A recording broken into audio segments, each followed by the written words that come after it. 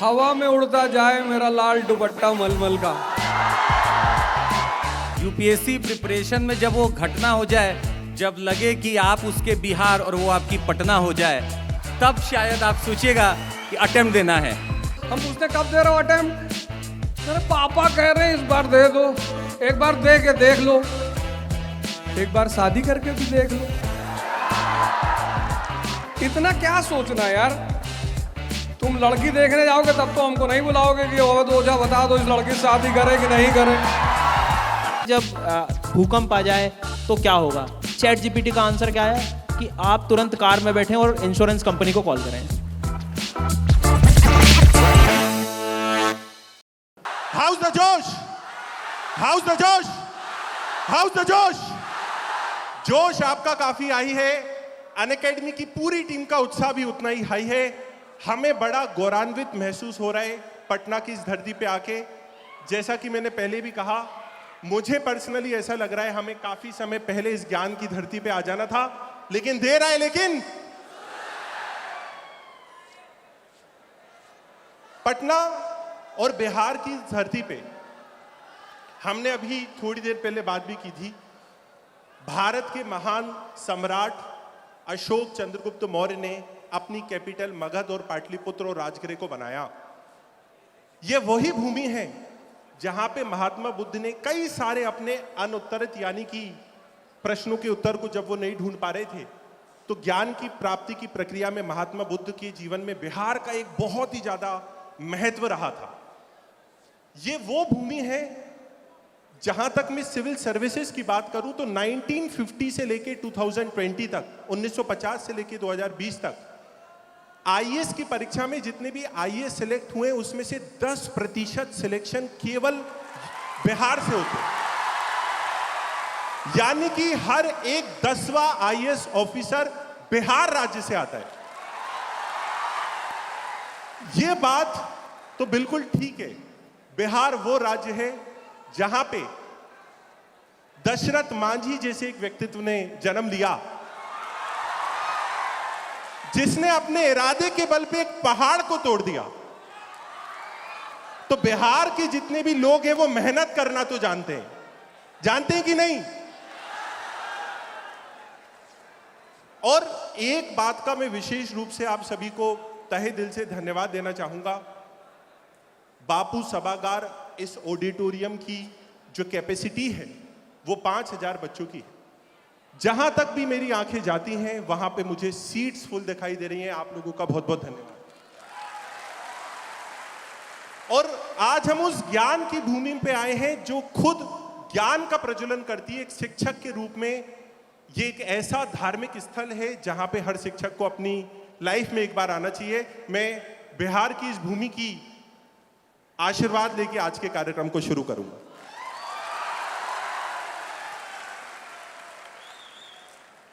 सबसे पहले आप जिस संस्थान के कार्यक्रम को अटेंड करने के लिए आए हैं, आज बड़े दिग्गज लोग आप लोगों को गाइड करने के लिए आ रहे हैं, आप लोगों को मोटिवेट करने के लिए जा रहे हैं।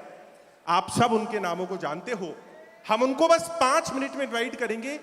एक छोटी सी जानकारी ले लेते हैं जिस संस्थान के कार्यक्रम में आप आए हैं उसके बारे में, अनअकैडमी के बारे में। लक्ष्य बहुत सिंपल था, भारत के कोने कोने तक उच्चतम शिक्षा को पहुंचाना था। और जैसा कि कहा जाता है, आप केवल प्रण लीजिए और कारवा बनता चलता है, तो कारवा बनता चला गया। हमारी औपचारिक शुरुआत 2014 में हुई जब हमने यूपीएससी के लिए एक यूट्यूब चैनल की शुरुआत करी। 2014 से हमने यूट्यूब के माध्यम से यूपीएससी के लिए अपने कंटेंट को, फ्री कंटेंट को अपलोड करना चालू किया।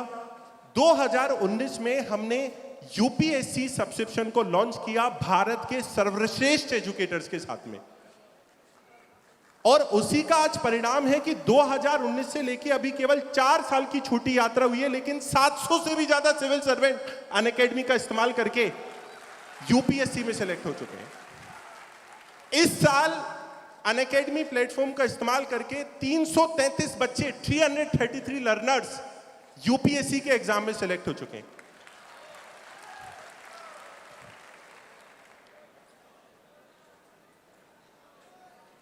तो अब आप लोगों के उत्साह के साथ मैं इस कार्यक्रम की शुरुआत करना चाहूँगा और मैं सबसे पहले जितने भी हमारे शिक्षक हैं, वरिष्ठ शिक्षक हैं, उन सबको स्टेज पे आमंत्रित करना चाहूँगा लैंप लाइटिंग के लिए। जोरदार तालियों से स्वागत कीजिए अवध ओझा सर।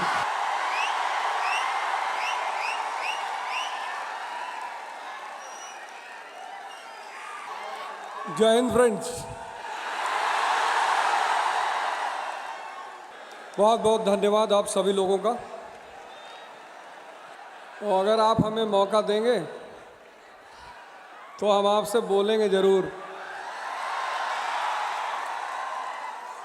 और सबसे पहले मैं चाहूँगा कि अपनी टीम से मैं आप सब लोगों के परिचय कराऊं। तो सबसे पहले मैं बुलाऊंगा सुदर्शन गुर्जर जी को, हमारे अनअकैडमी के सुपरस्टारों में से एक हैं। फिर हमारे साथ एक और सुपरस्टार, ये सारे सुपरस्टार ही हैं।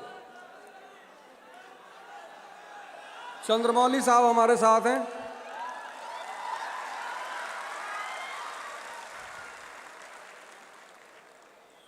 फिर हमारे साथ हैं मधुकर कुटावे सर। इनका रन रेट इतना हाई है कि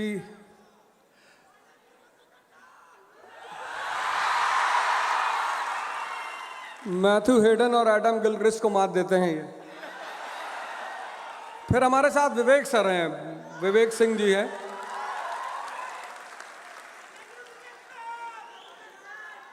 आईआईटी के प्रोडक्ट हैं, इकोनॉमिक्स पढ़ाते हैं।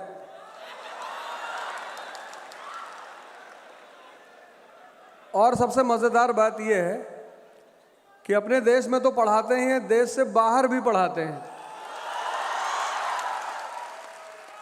अनुज सर हमारे साथ हैं। विस्फोटक है, बहुत अच्छे इंसान हैं, बहुत अच्छे शिक्षक हैं और एक बहुत अच्छे मित्र हैं हमारे।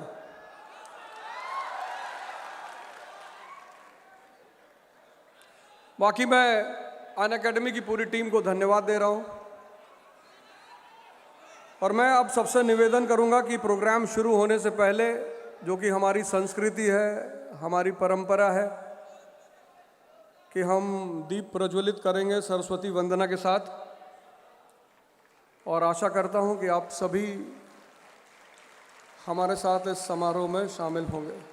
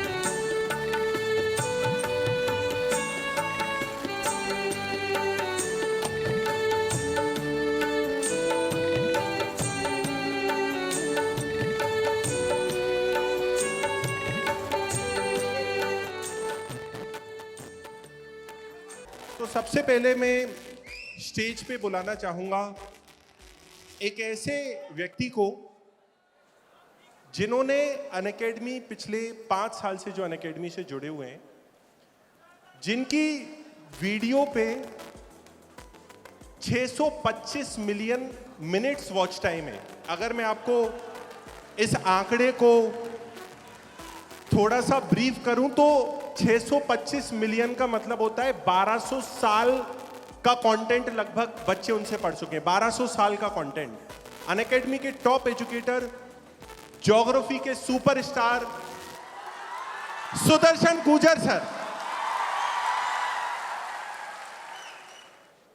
और उन्हीं के साथ देने आ रहे हैं मधुकर कोटवे सर। हिंदी माध्यम में रिजल्ट सुधारने के लिए इन्होंने अकेले कमान संभाली हुई है। सीसेट जीएस से लेके एक एक विषय पे परिपक्वता, इकोनॉमी से लेके एथिक्स, सीसेट से लेके पॉलिटी और हिस्ट्री से लेके ज्योग्राफी, सब पे इनकी कमांड है। जोरदार ताली मधुकर सर के लिए।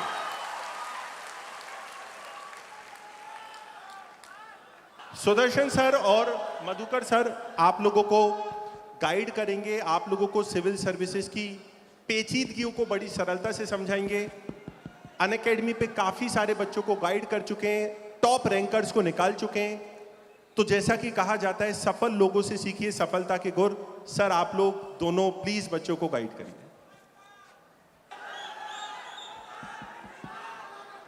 वो कहते हैं ना कि शब्दहीन आज मैं बना हूं आपको देख के। बहुत बहुत धन्यवाद इतने प्यार के लिए।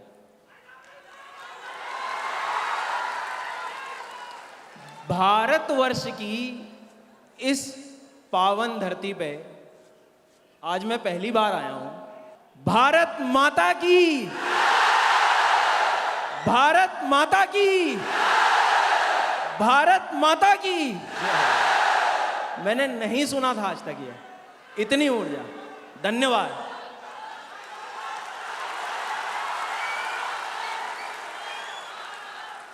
हर सेमिनार में हमें ये बोलना होता है कि भाई जोश कितना है। अब मैं ये कहूंगा कि जोश इतना हो।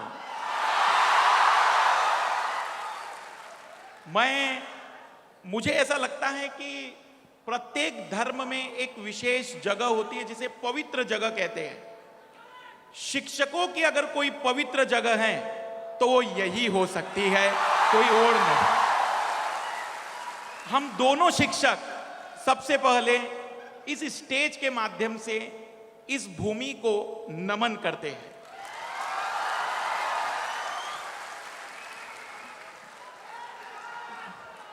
और हम बस इतना चाहते हैं कि इस पूरे कार्यक्रम में जो चर्चाएं हो उससे आप कुछ न कुछ लेकर जाएं। बाकी अपना उत्साह और ऊर्जा बिल्कुल इसी प्रकार से बनाए रखें। बहुत बहुत धन्यवाद। बिल्कुल सर। आज इस प्रोग्राम की शुरुआत करते हुए एक बात और कहना चाहूंगा। यार दशरथ जी मांझी जो हैं, उनकी धरती पे आए हम, जिन्होंने पूरे पर्वत के भूगोल को बदल के रख दिया। उस धरती के छात्र छात्राओं को मैं मेहनत करना क्या सिखाऊंगा? मतलब मेहनत तो आपके खून में है।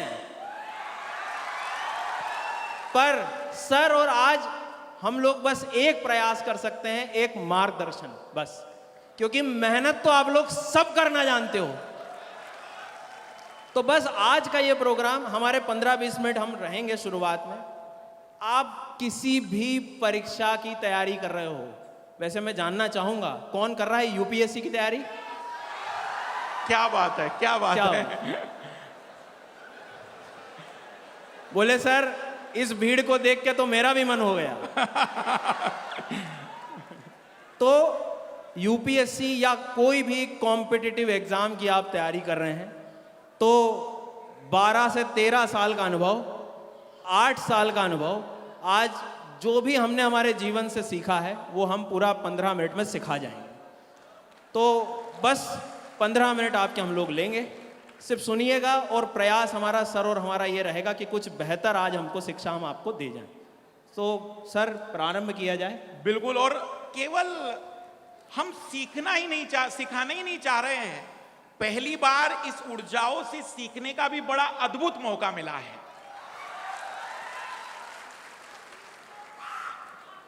वाह क्या ऊर्जा है, वाह मजा आ गया। मतलब इंदौर का पोहा जलेबी या लिट्टी चोखा के लिए आ गया आज। क्या बात है। तो हम शुरुआत करते हैं बिल्कुल कुछ इंपॉर्टेंट पॉइंट्स पर। बहुत सारी बातें, बहुत सारी विषय, बहुत सारी समस्याएं हैं, लेकिन कुछ चुनी हुई चर्चाएं आज हम करना चाहते हैं। मैं शुरुआत बिल्कुल लाल लालियों से ही करेंगे। और सर मैं 2 पंक्तियां कहना चाहूंगा क्योंकि ये भीड़ ने मुझे ऐसा लगा कि बोलना जरूरी है। जरूर सर जरूर। जो मेरी सबसे मतलब फेवरेट है, ऐसा बहुत रेयरली होगा कि सेमिनार और मैंने बोला ना हो। सफर में धूप तो होगी, चल सको तो चलो, सभी है भीड़ में, तुम भी निकल सको तो चलो,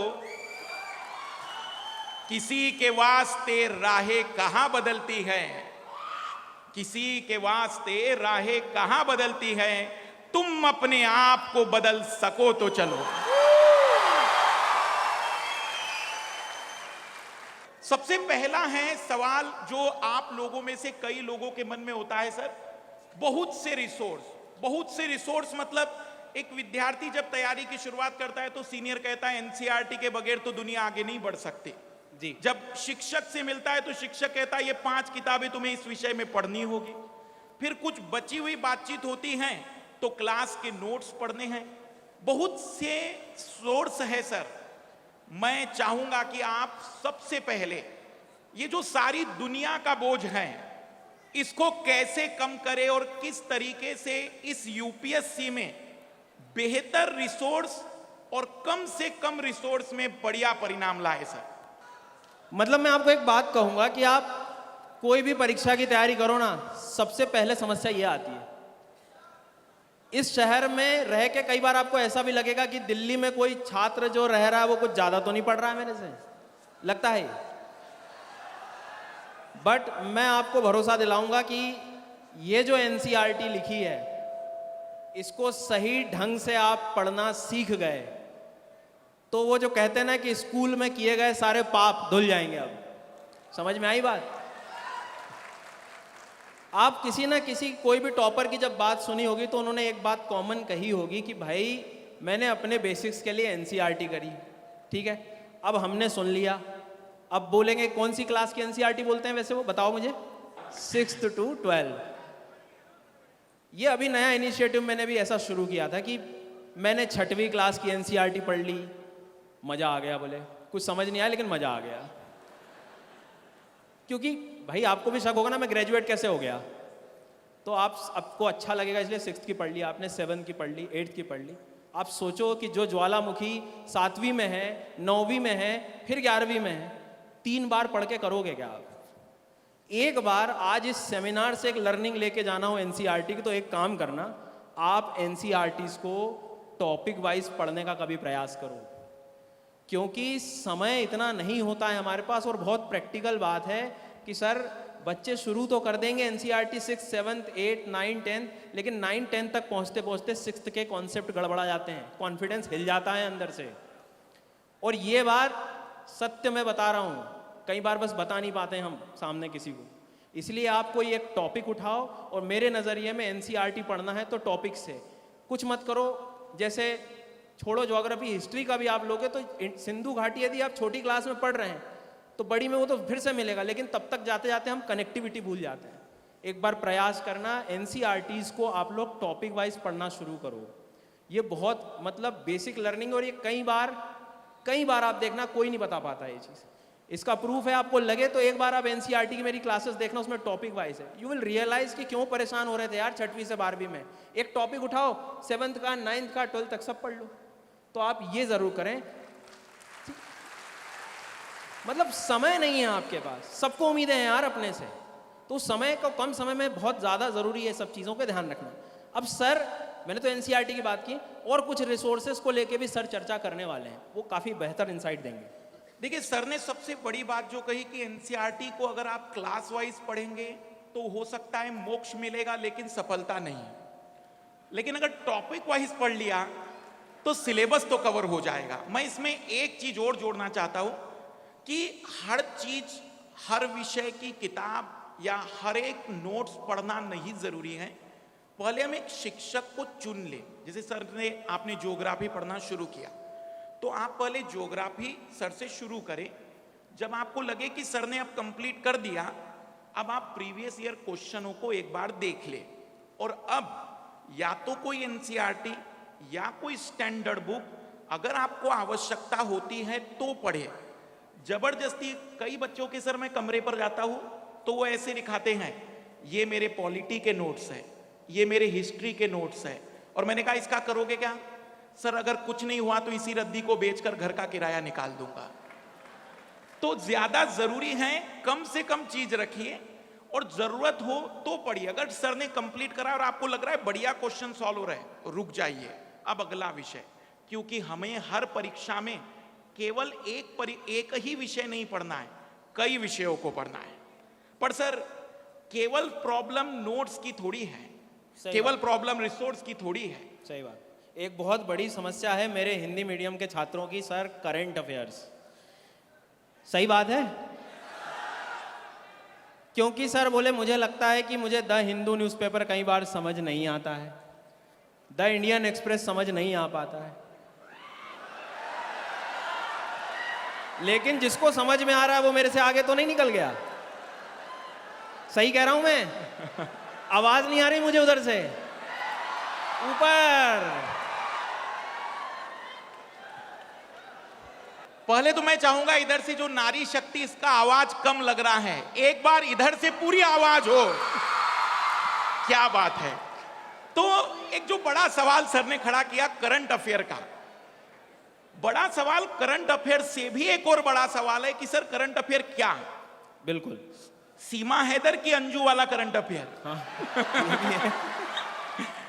तो हमें ये जानना पड़ेगा कि हमारे परीक्षा की जरूरत क्या है। हमें देखना होगा, समझना होगा कि हमारे लिए कौन सा करंट अफेयर जरूरी है। बहुत बहुत अद्भुत। मैं ये जानता हूं कई सारे लोग न्यूज़पेपर, खास करके अंग्रेजी तो बहुत लोगों ने बोला होगा, द हिंदू पढ़ के रहें। द हिंदू खोलते हैं कुछ लोग तो केवल फोटो देखने के लिए, और बाद में पता चलता है कि अंत में कुछ समझ में नहीं आया।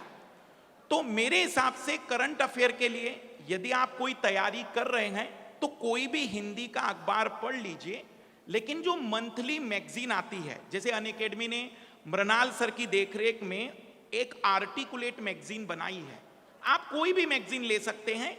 अंत में महीने में 4 संडे होते हैं, आप 4 संडे में उस मैगजीन को थोड़ा डेडिकेट कर दीजिए, आप पाएंगे कि आपका करंट अफेयर बहुत बढ़िया हो रहा है। पर सबसे बड़ी बात, करंट अफेयर उतना ही तैयार करना जितना कि रिवाइज हो सके। नहीं तो पता चल रहा है कि उसकी अलग से पोथी तैयार की तो उसका दोहराव नहीं होगा। 30 से 40 करोड़ लोग भारत में अखबार पढ़ते हैं, वे सब आईएएस नहीं बन सकते। जो व्यक्ति करंट अफेयर कई बार रिवाइज करेगा, सफलता वही ले जाएगा सर। बिल्कुल सर। एक आखिरी बस ऐड करूंगा, एक गलती मतलब मुझे ऐसी लगती है कि करंट अफेयर्स को कई बार हम एक सब्जेक्ट मान लेते हैं। ये जो पीछे कुछ इमेज दिख रही होगी, इसमें बड़ा इंटरेस्ट आ रहा था कुछ को। अभी कहाँ जाता है ये इंटरेस्ट? कहाँ जाता है जब न्यूज़पेपर पढ़ना होता है? सिलेबस के टाइम कहाँ जाता है ये इंटरेस्ट? हाँ, तो ये ऊर्जा को संभालो, ठीक है। एक उदाहरण देता हूँ मैं। एक हमारे परम मित्र हैं, तो अच्छा वो सब घर घर की कहानी है। कभी देखा होगा अपने घर में जो बुजुर्ग व्यक्ति हैं कितने इंटरेस्ट से पढ़ते हैं न्यूज़पेपर, पूरा ऐड भी पढ़ जाएंगे, पहले इस्तेमाल करें फिर विश्वास करें। देखा होगा आपने। एक मित्र हैं तो उनके दादाजी, मैं मतलब छोटा था तो मैं देखा करता था, वो बहुत बढ़िया न्यूज़पेपर पढ़ते थे, और इतना पढ़ते थे इमोशंस के साथ कि 2 बाइक सवार अत्यधिक बाढ़ की चपेट में आके पुलिया पर गिर पड़े, है तेरी गिर गया ये तो। मैं सोचता हूँ, आज सोचता हूँ उनको क्या जरूरत है न्यूज़ की। तो एक सीखने वाली बात है कि यदि यहाँ इंटरेस्ट नहीं है ना किसी, देखो आपके अंदर ऊर्जा है, सब कुछ है, सब करना है, सारी चीजें हैं, दिशा वहीं भटक गई। तो समस्या बस ये है कि एक बार इंटरेस्ट जगाना पड़ेगा। अब वो इंटरेस्ट आपको किसी भी चीज़ से मोटिवेशन से आ रहा हो कि मुझे तो अच्छी जगह पहुंचना है, मुझे पैसा कमाना, जो भी हो यार करो, पर इंटरेस्ट बहुत ज़रूरी है। तो इस बात को ध्यान रखना। और हिंदी मीडियम के स्पेशली लर्नर्स मैगजीन से भी नहीं पढ़ पाओ, यूट्यूब जैसा इतना बड़ा संसाधन है।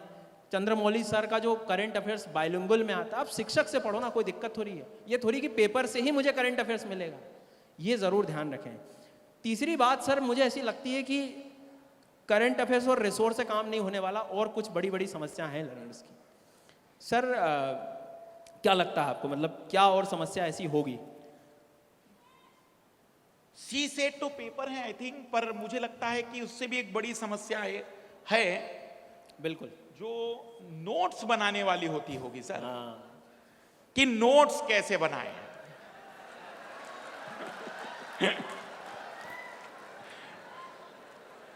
नोट्स के लिए सर विद्यार्थी बड़े कंफ्यूज होते हैं कि शॉर्ट नोट्स बनाएं, बड़े नोट्स बनाएं, या फिर जैसे आपने रखा है कि ऐसे नोट्स बनाऊंगा कि एनसीईआरटी भी शर्मा जाएगी। बिल्कुल सर। मतलब आप, मैं कह रहा था शुरू में भी, आप किसी भी परीक्षा की तैयारी करो, आज हम सवाल ऐसे लाए हैं कि आपको हमेशा मदद करेंगे वो चीज़, उसके सॉल्यूशन। एक सबसे बड़ी समस्या है नोट्स। सर मुझे लगता है ना कि नोट्स बनाने से पहले नोट्स क्यों बनाया जाता है इसकी फिलॉसफी भी समझनी होगी। कल का उदाहरण देता हूं मैं। कल शाम को यहाँ आया था मैं, तो मैं देख रहा हूं कि टीम पूरी सेमिनार की तैयारी कर रही है, चर्चाएं हो रही हैं, लेकिन एक चीज कॉमन थी उनमें, वो हर चीज नोट डाउन कर रहे थे। क्यों? क्योंकि आगे क्या होने वाला हमें नहीं पता होता है। बिल्कुल। आप इमेजिन करो एग्जाम के 15 दिन पहले की स्थिति, कोशिश करो एक बार, सोचो इतने रिसोर्सेस कभी रिवाइज कर पाओगे एक साथ आप? बिल्कुल नहीं होगा।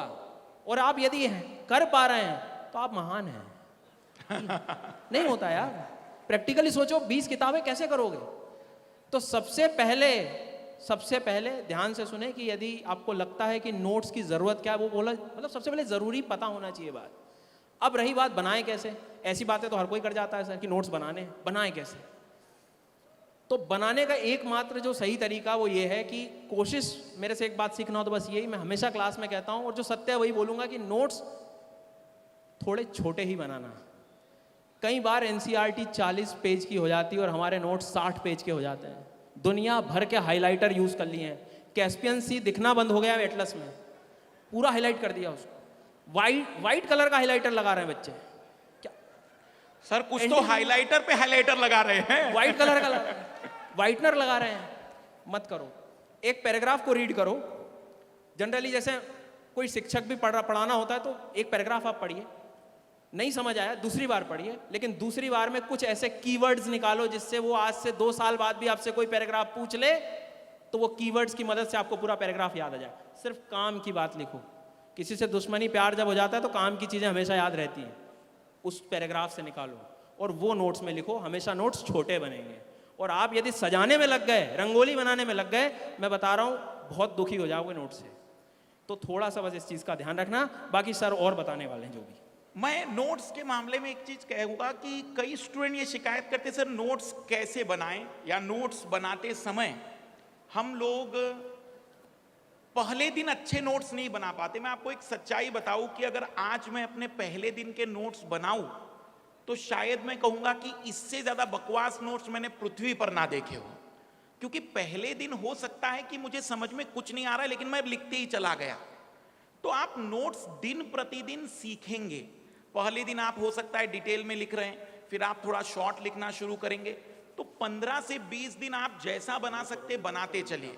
एक टाइम के बाद आपके नोट्स बनाने में खूबसूरती भी आ जाएगी, जो संक्षिप्तीकरण है जिसे हम शॉर्ट नोट्स कहते हैं वो भी आएगा।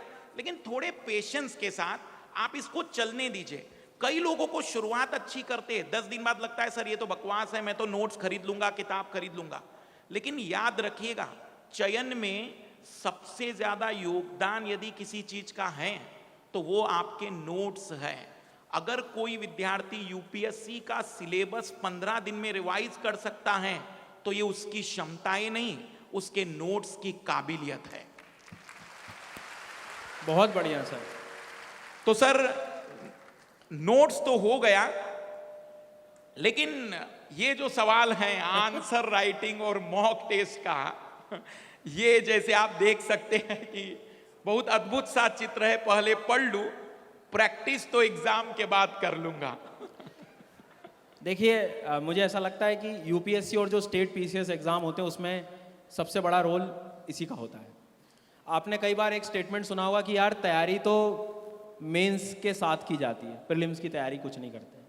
तो वो मेंस की तैयारी का सेंस है आंसर राइटिंग की।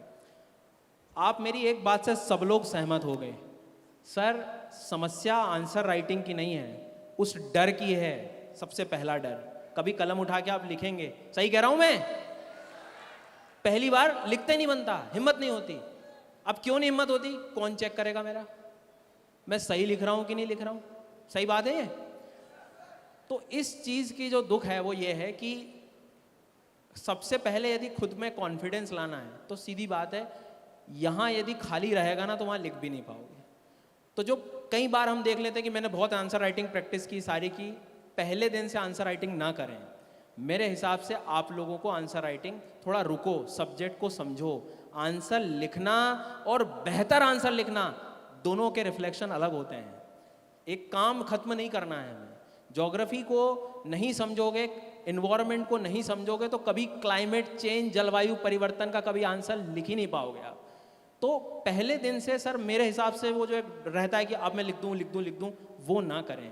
थोड़ा सिलेबस के क्वेश्चंस को देखो, एक बार में कभी नहीं समझ आएगा, 2-3 बार क्वेश्चंस पढ़ो, फिर रियलाइज करो कि यार हिमालय से तो हर बार सवाल आता है, फिर देखो कि यार लैंडस्लाइड भूस्खलन से तो सवाल आता है, फिर देखो कि यार बार बार चक्रवात से संबंधित तो क्वेश्चन आते हैं।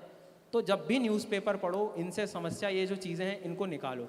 मतलब पहले एनालिसिस करना पड़ेगा और जल्दबाजी मत करो, अच्छी जगह पे पहुंचना है हमें, ठीक है। कुछ चीज़ें और भी बताने वाले हैं सर। वैसे देखो, मैं कहूंगा कि सर ने जो बातें बताई बिल्कुल बहुत ही बेहतरीन बात है कि आप थोड़ा सा पेशेंस रखें। पेशेंस का मतलब 3 चरण है। पहले हम उस कंसेप्ट को समझते हैं, कंसेप्ट को समझने के बाद दूसरा चरण होता है उसके शॉर्ट नोट्स बनाते हैं, तीसरा स्टेप होता है रिवीजन करते हैं, और फिर जाकर आप आंसर राइटिंग करने की क्षमता रखते हैं। मैं एक छोटा सा उदाहरण दूंगा। एक महिला का उदाहरण लेते हैं हम, जो दुल्हन के भेष में है और वही महिला विधवा के भेष में है। महिला समान है, श्रृंगार सब कुछ प्रदर्शित कर रहा है। आंसर राइटिंग भी कुछ ऐसी ही है। जो व्यक्ति जितना बढ़िया श्रृंगार कर लेगा उसके नंबर उतने ज्यादा होंगे। इसलिए आपको वो श्रृंगार करने से पहले सीखना होगा क्या चीज जरूरी है, कहां कौन सी चीज डालनी है, कहां पर किस चीज की जरूरत है। अगर ये चीज नहीं है तो आपका आंसर एक जनरल आंसर ही है। इसलिए सर मैं तो कहूंगा कि आंसर राइटिंग में जो आपने कहा थोड़ा रुक कर करेगा तो ज्यादा बेहतर आ पाएगा। हाँ बिल्कुल, मतलब चीज़ें थोड़ी सी पता हो हमें, ठीक है सर। बहुत इसमें बातें करी हमने, अभी कुछ एक समस्या और जो है रह गई है। क्या ये सर बच्चों से पूछे कि और कौन सी दिक्कत रह गई है? ऑप्शनल। चलो ऑप्शनल की बात कर लेते हैं, 1 मिनट लगेगा। वैसे बहुत बड़ा प्लान है आज ऑप्शनल के डिस्कशन के लिए आप। हाँ बिल्कुल, और भी सर हैं, विवेक सर हैं, चंद्रमौली सर हैं, वो भी चर्चा करेंगे आपसे।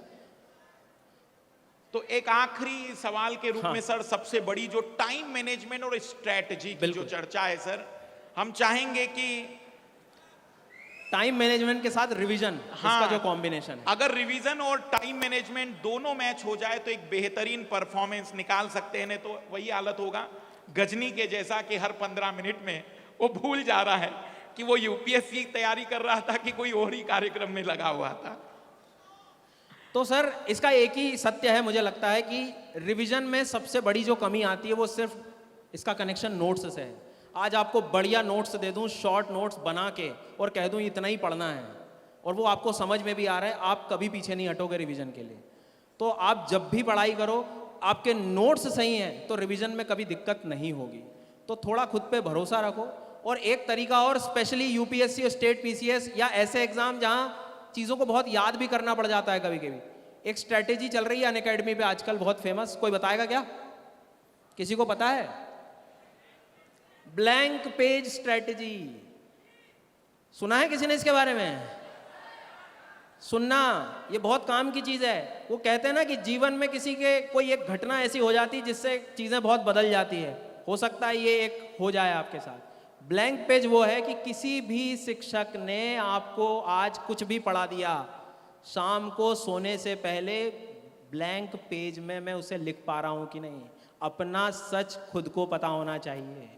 समझ आई मेरी बात? तो ये कोशिश करें कि कुछ भी पढ़ाया हो सर ने, मुझे ब्लैंक पेज पे एक बार लिख के देख लेना है। वो डर एक बार हट गया, क्योंकि आप देखना कई बार मन कहता है अरे यार सर ने इतना पढ़ाया, 2 घंटे में क्लास में बैठा, लिख भी पाऊंगा कि नहीं, लिख ही नहीं रहे, प्रयास ही नहीं कर रहे। मेहनत तो है, मैं बैठा हूँ 2 घंटे बैठा हूँ मैं, पर तरीका गलत है। आप एक बार ब्लैंक पेज पे लिखने की कोशिश करो, वो जो हिम्मत मिलेगी ना आपको वहां से कि भाई साहब 2 घंटा पूरा मुझे याद है, उसकी तो बात ही कुछ अलग होगी। तो इस बात को ध्यान रखें, जब भी आप नोट्स बनाएं थोड़ा सा जो है इस तरह से ध्यान रखें कि मुझे रिवीजन करना है। तो रिवीजन आप ब्लैंक पेज पे करें सर, मेरे हिसाब से। सर ने जो कही बात, उसमें एक बड़ी चीज मैं जोड़ना चाहूंगा। जैसे कराटे या कोई भी चीज जब सीखते तो उसमें कहा जाता है कि सामने वाले की 100 करतबों से मुझे डर नहीं है, मुझे डर है उसकी उस एक करतब से जिसे उसने 100 बार किया होगा। कई बार विद्यार्थी रिसोर्स इतने जमा कर लेते हैं कि वह दोहरा नहीं पाते। कोई भी एग्जाम दीजिए आप, कोई भी, मैं आपको एक दावा करता हूं, आपके कमरे में जितना मटेरियल इस समय पड़ा है, इस समय अगर वो सारा आपको याद है ना, तो किसी एग्जामिनर की औकात नहीं कि आपको फेल करके दिखा दे। बिल्कुल सर। तो ज्यादा जरूरी है दोहराओ, जितना ज्यादा रिपीटेशन करोगे, जितना दोहराओगे। और इस बार का जैसे यूपीएससी ने बदलाव किया, सबसे ज्यादा सख्त जरूरत है दोहराव की। जितना रिपीट होगा उतना दिमाग और भी बेटर होगा। और एक अंतिम रूप में टाइम मैनेजमेंट पर हम चर्चा कर लेंगे, और फिर आप लोगों का जो हमने समय लिया, मुझे उम्मीद है कि वो चीजें जो आप हमें दे रहे हैं उतनी चीजें आप तक पहुंच पाए। एक अंतिम रूप में सर मैं आपसे जानना चाहूंगा, टाइम मैनेजमेंट पर आप क्या चाहेंगे कि विद्यार्थी किस तरीके से आगे बढ़े? सर मुझे ऐसा लगता है कि टाइम मैनेजमेंट इस एग्जाम से रिलेटेड तो नहीं, मतलब जीवन में हर जगह काम आ रहा है। बिल्कुल सर। आज मैं पढ़ाने भी बैठ रहा हूँ, सुबह उठने के बाद मेरा दिन मुझे क्लियर नहीं है ना, मैं कह रहा हूँ वो दिन ऐसे निकल जाएगा। फिर हम कहाँ ढूंढते हैं? फिर हम मोटिवेशन ढूंढते हैं कि कोई आएगा और मुझे मोटिवेट करके चला जाएगा, यही होगा। पर हम भूल जाते हैं कि सुबह उठने के बाद, आप कभी भी उठ रहे हो सकता है किसी का सोने का टाइम, मतलब रात में पढ़ने की स्थिति, नाइट आउल जिनको हम कहते हैं। बिल्कुल सर। कई बार हमारी भी आदत रही कि रात भर बैठ, पर जब भी करो आप एक थ्योरी अपना लो कि मेरा अगला 1 घंटा कैसे होगा, सही होना चाहिए, बस वो प्लान होना चाहिए। यार जिला संभालने वाले हो आप, आगे जाके एक अच्छी पोस्ट पे जाने वाले हो, आपके सिग्नेचर से चीजें बदलने वाली हैं, आप अपने टाइम मैनेज नहीं कर पा रहे हो। सबकी परवरिश अलग हुई है, सबकी मानसिक स्थिति अलग है। अपने आप को समझो और चीज़ों को थोड़ा सा टाइम मैनेज करना सीखो। कोई नहीं आके बताने वाला, मुझे आपकी स्थिति नहीं पता कि आप कितने घंटे पढ़ सकते हो, सबकी एफिशिएंसी अलग अलग है। कोई 2 घंटे में चीज़ें पढ़ पा रहा है तो कोई आधे घंटे में साफ कर जा रहा है। आपको समझना होगा और बस आप एक सीधा काम रखो कि अगला 1 घंटा मेरा सबसे बेहतर हो। मत करो दिन भर का खूब ज़्यादा बड़ा प्लान, 1-1 घंटा भी संभालोगे तो कर जाओगे। आपको पहचानना होगा कि आपके लिए कौन सी काम की चीज का, मतलब आप कोई भी परीक्षा की तैयारी कर लो, सच है ये टाइम मैनेजमेंट। तो उम्मीद कर रहा हूं मैं कि कुछ हम लोग सिखा पाए सर, और अंतिम कुछ बताएंगे टाइम मैनेजमेंट के बारे में। बिल्कुल सर, मैं पटना आया और हिंदी माध्यम के विद्यार्थियों का टाइम मैनेजमेंट इसलिए ज्यादा जरूरी है सर, बिल्कुल, क्योंकि ये मेरा लाल केवल और केवल विषय पढ़ के नहीं आया है, इसे अपनी जिंदगी की भावनात्मक संबंधों को भी तो नियंत्रित करना है। बिल्कुल ये अपलोड करना है, अभी बहुत सारी चीजें। इसे पड़ोसी से भी बात करनी है कि तुम्हारा होगा कि नहीं होगा, उसे भी जवाब देना है। सही इसे बात। थोड़ा सा रील्स और इंस्टाग्राम के बगैर नींद नहीं आती सर। हाँ। और शाम को जब तक अपने मित्र या प्रिय मित्र से बात ना हो, ऐसा लगता है कि दिन कुछ अधूरा सा है। वाह बस तो मैं ये चाहूंगा कि आप लोग ऐसा सोचिए नहीं कि आप इन सभी चीजों से मुक्ति पा लेंगे, क्योंकि जिस समाज में हम रहते हैं वहां पर हमें इन सवालों से गुजरना है। तो ज्यादा बेहतर क्या हो सकता है कि आप एक फिक्स ड्यूरेशन पकड़ लीजिए, कि देखो भाई, मैं अपनी जिंदगी में 24 घंटे के 3 हिस्से बना देता हूं।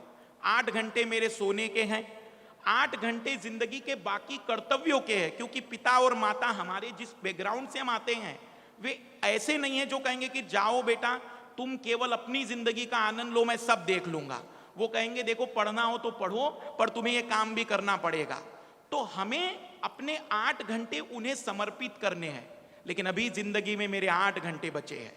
ये वो 8 घंटे हैं जिसे मैं अपनी तरीके से यूज करूंगा।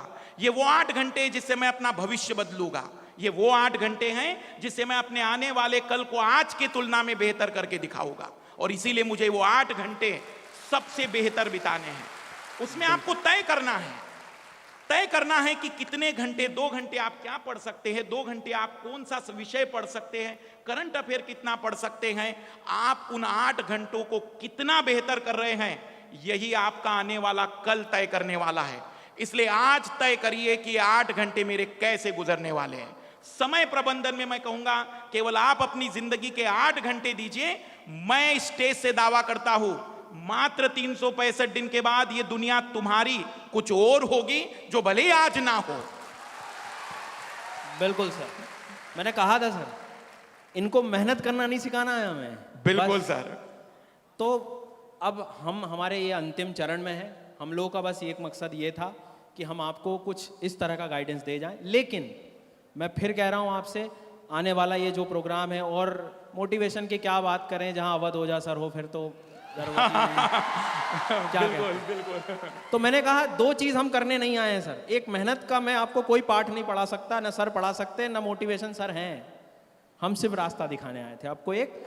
तो अंतिम बस एक बात ये कहूंगा इस स्टेज से, इस माध्यम से, कि कुछ छात्र जो नहीं भी आ पाए हैं या इसको कभी भी कहीं भी आप सेमिनार को देखेंगे, मैं वादा करके जा रहा हूं ज्योग्राफी एनवायरनमेंट में आप मुझसे कहीं भी पहुंच सकते हैं। बहुत सारे ऐसे सोर्सेस खुल गए हैं अब, फ्री क्लासेस, प्लस क्लासेस, जहां जैसे मदद मिलेगी, जहां आपको जैसी मदद चाहिए, मैं तैयार हूं आप लोगों के लिए। सर मैं एक चीज मैं बताना चाहूंगा। सर का मैंने मैपिंग का क्लास देखा था। एक अद्भुत सी बात मैंने जो देखी और मैंने सीखा उनसे उसी दिन, कि जब वो पहले दिन मैपिंग बता रहे थे तो बच्चे को ये मैप वैप कुछ नहीं दिखाया। बोले कुछ मत रखो दिमाग में, 7 डब्बे बना दे रहा हूं मैं, और उन 7 डब्बों के बेसिस पर पूरे महाद्वीप और महासागर बताए। सर की सबसे बड़ी खासियत है कि वो 0 से भी बच्चे को हीरो बनाने की ताकत रखते हैं। नहीं सर, प्रयास है मेरा, और ये बच्चों का सिर्फ प्यार है जो हर दिन ऊर्जा देता है। और आज तो पता नहीं मैं कितनी ऊर्जा लेके जाने वाला हूं भैया यहाँ से, ये तो है। और ये व्यक्तित्व भी ऐसे हैं जो आपके लिए हमेशा खड़े हैं। और जैसे अभी सीसेट का उदाहरण भी था, काफ़ी बच्चे परेशान थे, मैंने सबसे पहले कोई शिक्षक को देखा तो ये आ गया है। ठीक है, तो ये हमेशा आपके साथ हैं। प्रीलिम्स का एनालिसिस था सीसेट का, तो पूरे यूट्यूब पे सबसे पहले इन्होंने किया। धन्यवाद सर। तो मैं तो इनसे भी सीखता हूँ कि भाई चीज़ें आना हो तो सबसे पहले आओ, करना है तो सीखो। बहुत कुछ है जीवन में सीखने के लिए। धन्यवाद बहुत बहुत आप सबका, हमें सुना आप लोगों ने। बहुत बहुत धन्यवाद। आप हमसे किसी भी प्रकार से जुड़े, फ्री वाली कक्षाएं, प्लस वाली, ऑफलाइन, जैसे भी आप हमसे लाभान्वित होना चाहते हैं, बस एक ही मकसद है, आप अपनी जिंदगी में सच में एक बेहतर करके दिखा दे। इसी शुभकामनाओं के साथ हम विदाई लेंगे। Thank you. बैठो बैठो, प्लीज सिट डाउन, बैठिए।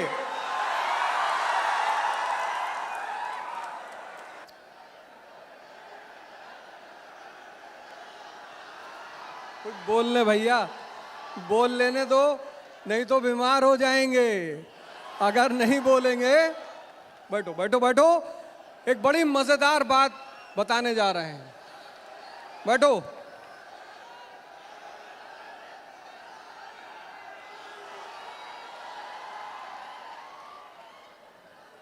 सबसे सविनय निवेदन कर रहा हूं कि इस महान धरती का सम्मान करें और आप सभी लोग अपनी अपनी जगह पर बैठें। हमारे एक मित्र ने आज से करीब 2 साल पहले, मैं दिल्ली में था, तो उन्होंने मुझसे कहा, है बिहारी,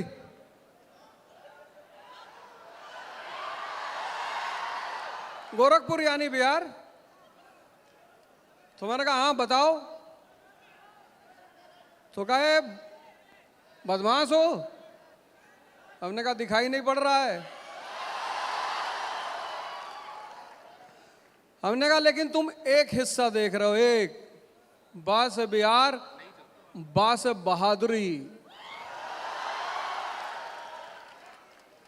1857 का जब विद्रोह हुआ ना, 80 साल का कुंवर सिंह, 80 साल,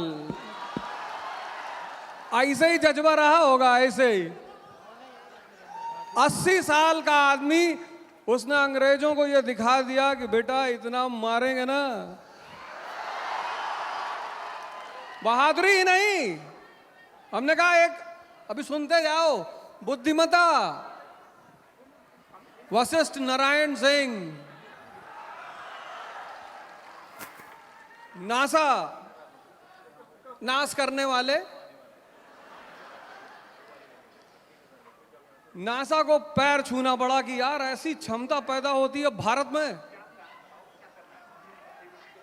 सिर्फ वशिष्ठ नारायण सिंह नहीं, एक नाम बताने जा रहा हूं, शायद तुमने कभी नाम पे ध्यान नहीं दिया होगा, रास बिहारी लाल मंडल। नाम सुना है? माननीय रास बिहारी लाल मंडल मधेपुरा से 1911 में जब जॉर्ज पंचम का दरबार लगा तो जॉर्ज पंचम ने कहा कि मैं सिर्फ फ्रेंच भाषा में बात करूंगा। है कोई महारथी जो मुझसे बात कर सके? तो रास बिहारी लाल मंडल ने हाथ उठाया, बोले तुम फ्रांसीसी में करोगे, मैं फ्रांसीसी में भी तुमसे करूंगा, फारसी में भी करूंगा, हिंदी में भी करूंगा, इंग्लिश में भी करूंगा और जर्मन में भी करूंगा।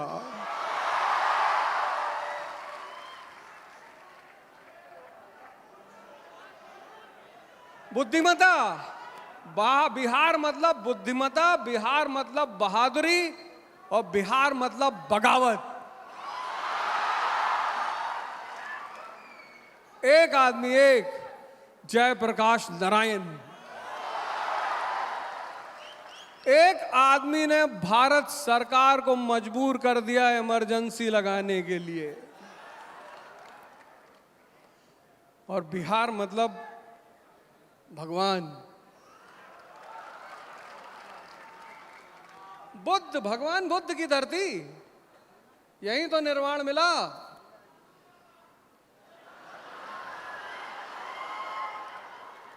गुरु गोविंद साहब यहीं पैदा हुए, पटना में। बाबा धाम यहीं बिहार में। और सबसे बड़ा उदाहरण जो यहां का जज्बे का उदाहरण है, जिसका सुदर्शन जी ने अभी नाम लिया, दशरथ मांझी। जिस मिट्टी के लोग पहाड़ काटने की क्षमता रखते हो, लेकिन सुन लो, इतना चिल्ला रहे हो, घर जाके 4 दिन सोओगे, सारी एनर्जी यहीं खत्म हो जाएगी। सुन लो पहले। कुसुमपुरा, जहां से इस धरती की कहानी शुरू होती है,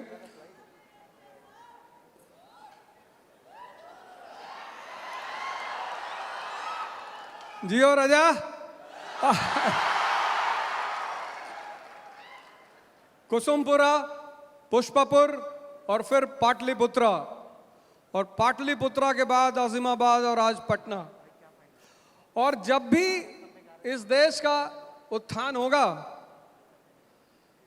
तो ये मेरा मानना है कि उस उत्थान का जो नेतृत्व होगा वो बिहार से ही होगा।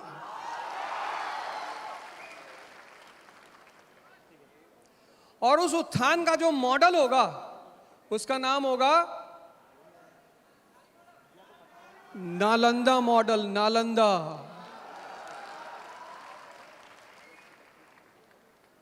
कभी तुम हुएनसांग की किताब पढ़ो। एक जमाना ऐसा था जब कम से कम पूरा एशिया बिहार शिक्षा ग्रहण करने आता था। पूरा श्रीलंका का राजा हर साल अपने आय का एक पार्ट नालंदा विश्वविद्यालय को भेजता था। ये इस भूमि की गरिमा है। इस भूमि के पास योग्यता की कोई कमी नहीं। एक छोटा सा उदाहरण देता हूं कि देखना योग्यता का मतलब क्या है। योग्यता पढ़ते तो सभी है, तोते को भी पता नहीं क्या क्या याद है। योग्यता मतलब विचार करने की क्षमता। सिर्फ किताब पढ़ लेना ज्ञान नहीं है। अगर तुम संतों के साथ बैठो तो वो बार बार ये बात कहते हैं कि स्मृति ज्ञान नहीं है। स्वामी विवेकानंद से पेरिस में एक आदमी ने कहा कि बाबा जी धर्म पे तो बहुत बोलते हो, भगवान पे तो बहुत बोलते हो, अमेरिका में शून्य पर बोलकर चले आए। बोले हाँ। बोले हम जो मुद्दा दें उस पे भी बोल के दिखाओ। तो स्वामी विवेकानंद ने कहा दे दो मुद्दा, बिल्कुल बोलेंगे। तैयारी का जो मतलब है वो मैं बताने जा रहा हूं, उसको सुनना कि तैयारी का मतलब क्या होता है। तैयारी का मतलब जो 80% लोग समझते हैं कि पढ़ना, वो सेकेंडरी है। अगर पढ़ाई इतनी ज्यादा महत्वपूर्ण होती तो कबीर जैसे लोग इतने महान कभी नहीं होते। कबीर किस स्कूल में गए हैं? शंकराचार्य का वेदांत, माया, ब्रह्म, आत्मा, बड़े बड़े विद्वान उसको समझाते हैं, उसको समझना ही मुश्किल है। माया का सिद्धांत, द थ्योरी ऑफ इल्यूजन, बहुत बड़े बड़े विद्वान पढ़ते हैं, रिसर्च कर रहे हैं, शोध कर रहे हैं, बड़ी सारी बातें चल रही हैं। कबीर पता क्या बोलते हैं माया के बारे में? कहते हैं माया छाया एक सी, बिरला जाने को है। वीवर कह रहा माया छाया जो हमारी शैडो बनती है, कहते हैं माया छाया एक सी, बिरला जाने को है। जैसे होती तो दोनों है, दिखाई तो दोनों पड़ती हैं, लेकिन होती नहीं है। क्या एक्सप्लेनेशन है? पढ़ाई का काम है तुम्हारे विचार को, सोच को, तुम्हारे दिमाग को जिंदा करना। कैसे? आईएएस के इंटरव्यू में मैं उस मुद्दे पे आऊंगा, फिर से मुद्दा छोड़ा नहीं है मैंने। दो बातें बताने जा रहा हूं, उसको मनन करो। आईएएस के इंटरव्यू में पूछा कि एक रिक्शा वाला जिद कर रहा है भंडारा करने का। भंडारा तो देखते हो ना, खाना वाना खिलाते हैं, पानी पिलाते हैं, जूस का वितरण करते हैं। तो उन्होंने पूछा एक रिक्शा वाला जिद कर रहा था एक संत से भंडारा करने का, तो क्या एक रिक्शा वाला भंडारा कर सकता है?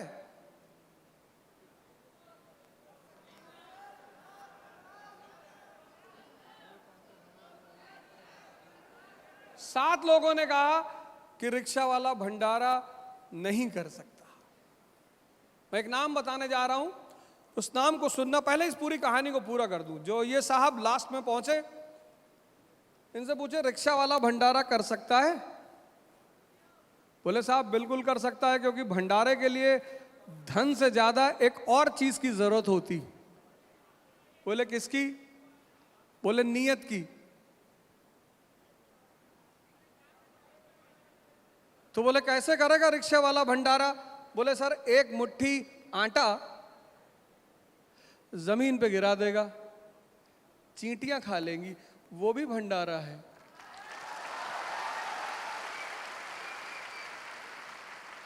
बोले एक मुट्ठी चावल छत पे डाल देगा, पंछी खा लेंगे, ये भी भंडारा है।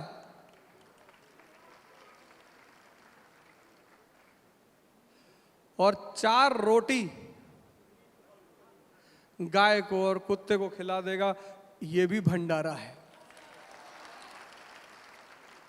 तो भंडारा करने के लिए धन से ज्यादा किसकी जरूरत है? तुम अपने मन, ये जो तुम्हारा दिमाग है ना, मैं तो बार बार इसी चीज पे ध्यान देता हूं, मेरा बोलना ही यही है। हमसे हमारी माता जी कहती हैं कि तुम क्या पढ़ाते हो यार,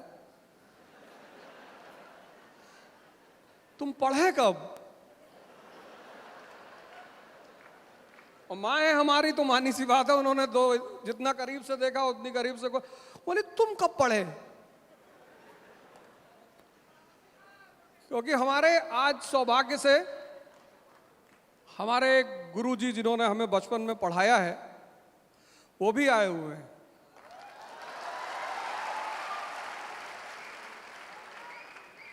बहुत खतरनाक आदमी। और आज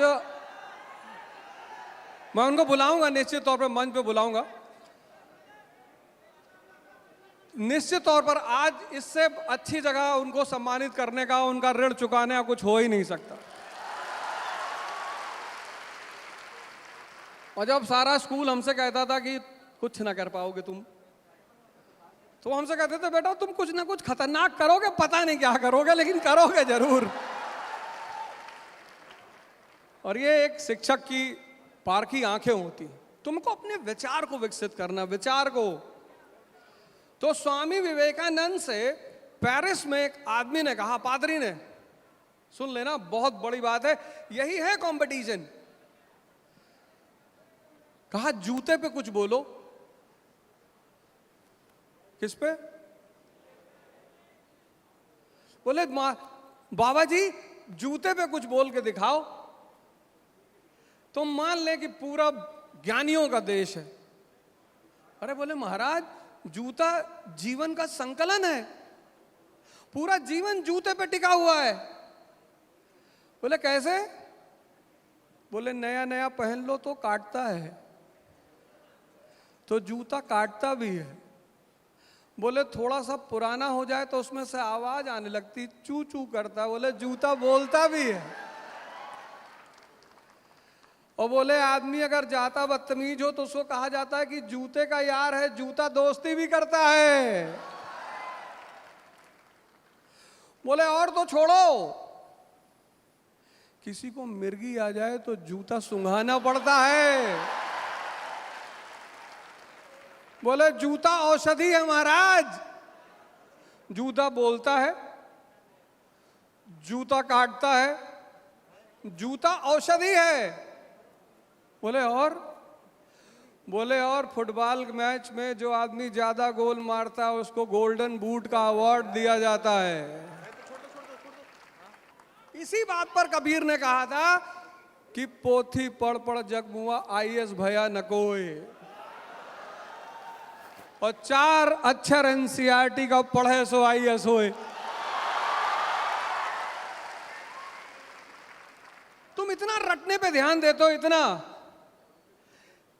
तुम इतना रटने पे ध्यान देते हो, ये तुम्हारे सोचने की विचार करना।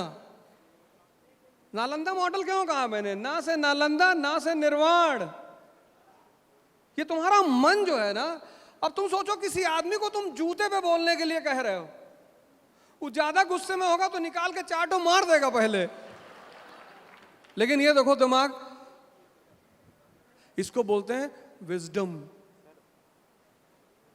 स्वामी विवेक आनंद, स्वामी किसका? अपनी इंद्रियों का, जिसने अपने विवेक को जिंदा कर लिया है। जो भी व्यक्ति अपने इंद्रियों का स्वामी होकर अपने विवेक को जिंदा करेगा वो आनंद की स्थिति में रहेगा। यही है स्वामी विवेकानंद। फिर उन्होंने कहा अभी तो जूते की जीवनी खत्म नहीं हुई, एक पॉइंट और बचा है। बोले क्या? बोले जब रामचंद्र जी जंगल जा रहे थे तो उनका खड़ाऊ रखकर भरत जी ने 14 साल तक शासन किया। जूता महाराज भी है।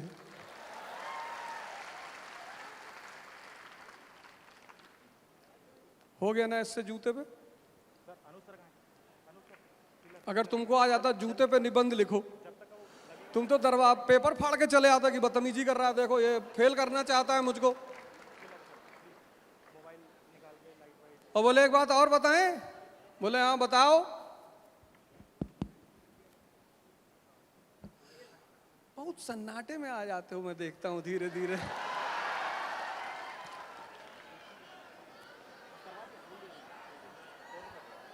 बोले हमारे यहाँ हिंदुस्तान में एक राज्य है बिहार, वहां जो ज्यादा दिमाग दिखाता, अरे सुन लो पहले तब किसी का नाम ले, पहले सुन लो। कुछ लोग बिना सुने चिल्लाने लगते हैं, बाद में पछताते हैं कि ये क्या बोल दिया यार। पहले सुनो, पूरा हो जाने दो। तो हमारे यहाँ बोले ऐसा है कि जब किसी आदमी को मूर्खता की उपाधि से सम्मानित किया जाता है तो उसको गधे पे बिठा के जूते की माला भी पहनाई जाती है। बोले निबंध पूरा हो गया? बोले बादशाह साहब। मैं स्टेज पे अब एक ऐसी पर्सनैलिटी को, एक ऐसे व्यक्तित्व को इनवाइट करना चाहूँगा जिन्होंने भारत में सिंगल हैंडेडली पत्रकारिता के स्तर को एक अलग पायदान पे जो ले गए, जिनकी पढ़ाई जेएनयू से हुई, लल्लन टॉप के founding editor, India Today Hindi के editor in chief Shri Saurabh Dwivedi sir. Love you too. ये इकलौता लव यू टू है जिस पर मेरी पत्नी को एतराज नहीं होगा, क्योंकि उनको पता है कि नौजवानों में, विद्यार्थियों में हमारे प्राण बसते हैं और उन्हीं ने लल्लन टॉप को इतना बड़ा बनाया है। तो बहुत शुक्रिया आपका।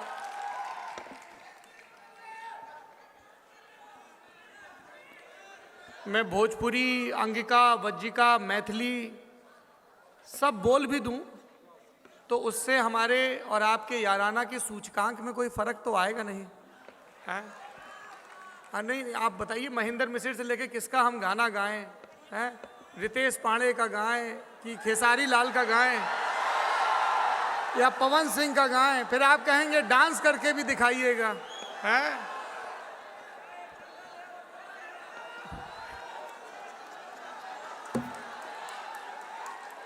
चलिए बातचीत का सिलसिला शुरू करते हैं। हंसी ठिठोली का वक्त कभी कम नहीं पड़ता है और आप तो उम्र के इस दौर में हैं जिसमें हिलते पत्तों को देखकर भी हंसी आती है, जवानी का दौर। बातचीत करेंगे। देश भर से आपके जैसे प्रतिभाशाली नौजवान लड़कियों ने और लड़कों ने सवाल पूछे हैं यूपीएससी को लेकर। उन सवालों के जवाब हासिल करने की कोशिश करेंगे। हमारे साथ मंच पर होंगे 3 अध्यापक, मधुकर कोटवे जी, सुदर्शन गुजर जी और मेरे बड़े भाई अवध ओझा जी। ये सवाल हमने देश भर से जुटाए हैं। ये सवाल राहुल यादव जी का है। पूछ रहे हैं यूपीएससी के परीक्षार्थियों को क्या पढ़ाई से ज़्यादा मोटिवेशन की ज़रूरत होती है और मोटिवेशन के लिए करें क्या? रात दिन रील देखते हैं नौजवान और मोटिवेशन उतनी देर रहता है बस जितनी देर रील चलती है। रील तो नशे की तरह है ना, जैसे शराब जितनी पीती रहो चढ़ती रहेगी। तो जैसे शराब पीना छोड़ दिया वैसे नशा उतरा। तो ये इन बहादुरों को मोटिवेशन की नहीं, आंतरिक शक्ति की जरूरत है। और आंतरिक शक्ति पैदा होगी ध्यान से, योग से। और बिहार की धरती जहां पर भगवान बुद्ध को निर्वाण मिला, वहां की धरती, अभी मैं उसी धरती की चर्चा कर रहा था। तो रील और शराब दोनों एक ही चीज है, जैसे बंद करेंगे उतर जाएगा। तो इन सबको चाहिए कि अपने मानसिक शक्ति को बढ़ाने के लिए ध्यान की शुरुआत करें, योग की शुरुआत करें। अगला सवाल उमंग मिश्र का ये सवाल है कि दर्शन जीवन के लिए कितना जरूरी है, उसे जीवन में कैसे अपनाएं? Who would like to answer? दर्शन यानी ज्ञान। भगवान बुद्ध महान बने देखकर। सिद्धार्थ जो सिद्धार्थ से बुद्ध का निर्माण हो रहा है वो किसी यूनिवर्सिटी में पढ़ के थोड़ी हो रहा है। कबीर ने क्या, कौन सी कहाँ पढ़ाई की? एक खजूर का पेड़ देखा, तुरंत दर्शन बना दिया। बड़ा हुआ तो क्या हुआ, जैसे पेड़ खजूर, पंछी को छाया नहीं, फल लागे अति दूर। तो दर्शन यानी आंतरिक दृष्टि का विकास। चक्की चलते हुए बहुत लोगों ने देखा, लेकिन उस चक्की को कैसे अध्यात्म के दर्शन में सेट करना है। चलती चाकी देख के दिया कबीरा रोए और 2 पाटन के बीच में साबुत बचा न कोई। तो दर्शन आंतरिक दृष्टि के विकास के लिए अनिवार्य है। और वो आंतरिक दृष्टि आपको सिर्फ इस संसार में महान नहीं बनाएगी, आपको अगले लोक में भी आपका रास्ता प्रशस्त करेगी। ठीक है, अगला सवाल महत्वपूर्ण है और मैं चाहता हूं कि आप चारों लोग उस पर रिस्पॉन्ड करें। ये यक्ष प्रश्न की तरह है और अनंत काल से चला आ रहा है। यूपीएससी में ऑप्शनल का चयन कैसे करें? महेंद्र का सवाल है, पर मिलियंस ऑफ महेंद्र का सवाल है। जी, तो सबसे पहले तो इस ऑप्शनल सब्जेक्ट को चूज़ करना, इसके इम्पोर्टेंस को समझना पड़ेगा। हमें मालूम होना चाहिए कि ये सिलेक्शन में रैंक भी दिला सकता है, नहीं तो सिलेक्शन रोक भी सकता है। सबसे बड़ा दुख जो होता है कि 2-2, 3-3 साल बार पढ़ लिए एक सब्जेक्ट को, देन बाद में रियलाइज़ होता है कि अब ऑप्शनल चेंज कर लूँ। तो मुझे लगता है 3 बातें ऑप्शनल में बहुत ज़रूरी है। सबसे पहली चीज़ इंटरेस्ट। सब्जेक्ट में इंटरेस्ट होगा, क्योंकि वो 2 पेपर कवर कर रहा है मेंस के। सब्जेक्ट में यदि इंटरेस्ट होगा तो ही आप उसको रात भर बैठ के पढ़ जाओगे। क्योंकि कई बार हम ऐसा लर्नर का वो है कि अरे इस बार तो ज्योग्राफी बहुत चला, इस बार तो पबएड बहुत चला, जोश जोश में ले लिया। लेकिन सबसे बड़ी प्रॉब्लम आती है कि इंटरेस्ट नहीं होता तो सब्जेक्ट में फिर गड़बड़ी हो जाती है। तो एक बात इंटरेस्ट। दूसरा, मुझे लगता है ऑप्शनल में शिक्षक का बहुत बड़ा रोल है। टीचर्स को बहुत ध्यान से चुने। सब शिक्षक अच्छे होते हैं, पर मुझे बात किसकी समझ आ रही है ये बहुत ज़रूरी है, क्योंकि आपको सब्जेक्ट को जीना है। 2 पेपर्स लिखने हैं। और तीसरी सबसे इम्पॉर्टेंट बात, प्रैक्टिस। टेस्ट सीरीज़ का आपको एक संसाधन निकालना ही पड़ेगा। सच वही है कि यदि आप आंसर नहीं लिख पाए कोई फ़ायदा नहीं है अच्छा ऑप्शनल लेने से, अच्छे टीचर से पढ़ने से। तो तीसरी बात है कि कहीं ना कहीं आपको आंसर राइटिंग प्रैक्टिस। तो 3 बातें ढूंढें, इंटरेस्ट, दूसरा शिक्षक, और तीसरी इंपॉर्टेंट बात कि कहीं से कैसा भी मुझे टेस्ट सीरीज़ का सोर्स मिल जाए। यही एक सत्य है ऑप्शनल को लेके। मैं सर के बातों में केवल एक ही चीज़ जोड़ूंगा कि तीसरे में, क्योंकि हिंदी मीडियम होता है तो हर विषय का मटेरियल नहीं मिल पाता है। जिसमें मटेरियल मिले, क्योंकि हम 1 साल की परीक्षा दे रहे, पीएचडी नहीं कर रहे कि हमें 3 साल 4 साल लग जाए। तो मार्केट में हमें ये भी देखना होगा कि उस विषय का हमारे पास मटेरियल है या नहीं। जैसे हम एक बार चर्चा कर रहे थे 1987 के डीजीपी जो भोपाल के थे, उन्होंने फिजिक्स हिंदी माध्यम में लिखकर सिलेक्शन लिया। तो हमने उनसे पूछा, सर आज अगर लेना होता तो क्या करते? तो बोले मैं फिजिक्स नहीं लेता, क्योंकि मुझे उसके लिए मटेरियल भी बहुत ज़्यादा सेलेक्ट करना पड़ा। तो ज़्यादा ज़रूरी है कि आप पहले ये भी दिखे कि जिस विषय को आप चुन रहे हैं वो स्वयं पीएचडी करने वाला ना हो, बल्कि आपको बना बनाया मटेरियल मिले, आप उसको समझें, रिवाइज करें, उसके बारे में जानें, तो आपका सिलेक्शन और भी जल्दी होगा। चंद्रमौली जी। पहले तो बिहार को प्रणाम, और काफ़ी देर से सोच रहे थे कि आपको प्रणाम कर लिया जाए, पर अब मौका मिल ही गया। खैर, और जैसा कि क्वेश्चन है ऑप्शनल, आपको बता दें अगर राजा बनना इस एग्जाम का तो ऑप्शनल पे पूरी पकड़ करनी पड़ेगी, और मामूली होती नहीं कि हर कोई इस पे पकड़ पा पाएगा। 2-3 चीज पहले डिलिनेट कर लीजिए। सबसे पहले, अगर बैकग्राउंड है किसी सब्जेक्ट में तो सबसे पहले उसी को चुनने की कोशिश करिए। अगर वो चलन में है तो उसको पक्का चुन लीजिए, आपको फायदा मिलेगा। आप पढ़ के आते हैं कुछ और यहाँ पे हवा चल रही होती है ABCD की, आप पहुंच के बोलते हैं अरे मेरे बगल वाला ABCD लिया है, मैं भी वही ले लेता हूं। वही सबसे बड़ी गलती होती है। अगर बैकग्राउंड है तो आपको स्क्रैच से वर्क नहीं करना है। सेकंड, हमेशा ऑप्शनल वैसा चुनिए जहां रिवीजन का स्कोप अच्छा खासा हो। फॉर एग्जाम्पल, आप एक ऐसा ऑप्शनल चुन लेंगे जिसके रिवीजन में कम से कम 6 महीने 7 महीने अगर निकल जाएंगे तो प्रॉब्लम इज आप खुद डिमोटिवेट होने लगेंगे। तीसरा, बिल्कुल कोरोबोरेट करेंगे the word said bye Sudarshan sir, आपका इंटरेस्ट होना चाहिए। पता चला 1 महीना लेने के बाद मन किया अरे माँ पसंद नहीं आ रहा है सब्जेक्ट, तो बड़ा लिखना पड़ रहा है, तो कोई फायदा नहीं होगा। आप कम से कम 10 दिन लगाइए, रिसर्च करिए, पर एक बार जो चुन लिया उस पर एकदम अड़िग रहना है अपने को। तो ऑप्शनल के ये 3 मेजर क्राइटेरिया जो हमने हमेशा देखे, और ये फायदा भी करते हैं, जो भी एस्पिरेंट हो गए जरूर फायदा करेंगे उनको। मैं तो कबीर शैली का इस्तेमाल करूंगा, सिर्फ एक बात बोलूंगा, दुल्हन वही जो पिया मन भाए। ऑप्शनल वही जो समझ में आए। इतना क्या सोचना यार, तुम लड़की देखने जाओगे तब तो हमको नहीं बुलाओगे कि अवध ओझा बता दो इस लड़की से शादी करे कि नहीं करे।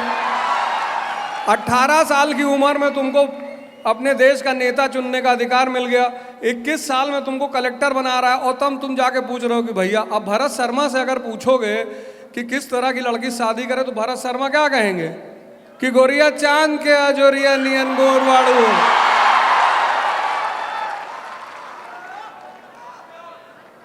हैं?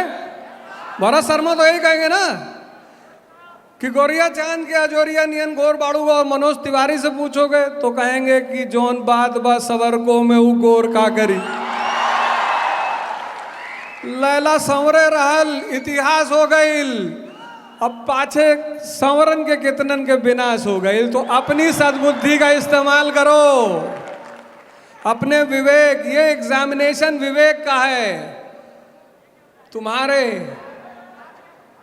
तो सर लोगों ने जो बता दिया सिंपल तरीके में यही है कि आप अपना विवेक का इस्तेमाल करिए और चयन करिए। और अपना जो एक बड़ी मजेदार बात बता दूं, अपना ऑप्शनल किसी को मत बताइए। जैसे आपका ऑप्शनल ज्योग्राफी है, आपका ये हिस्ट्री है, उससे क्या होगा, उससे सामने वाला क्या करे, आपको हिस्ट्री की 10 बुराई बता देगा।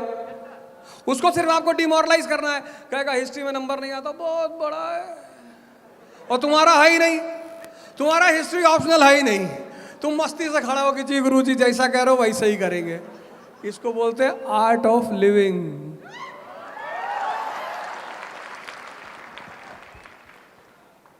विक्रांत का सवाल है, अटेम्प्ट कैसे मैनेज करें? 1-2 बार तो ट्राई करने में अटेम्प्ट खराब हो जाते हैं और फिर अटेम्प्ट खर्च करने में डर लगता है।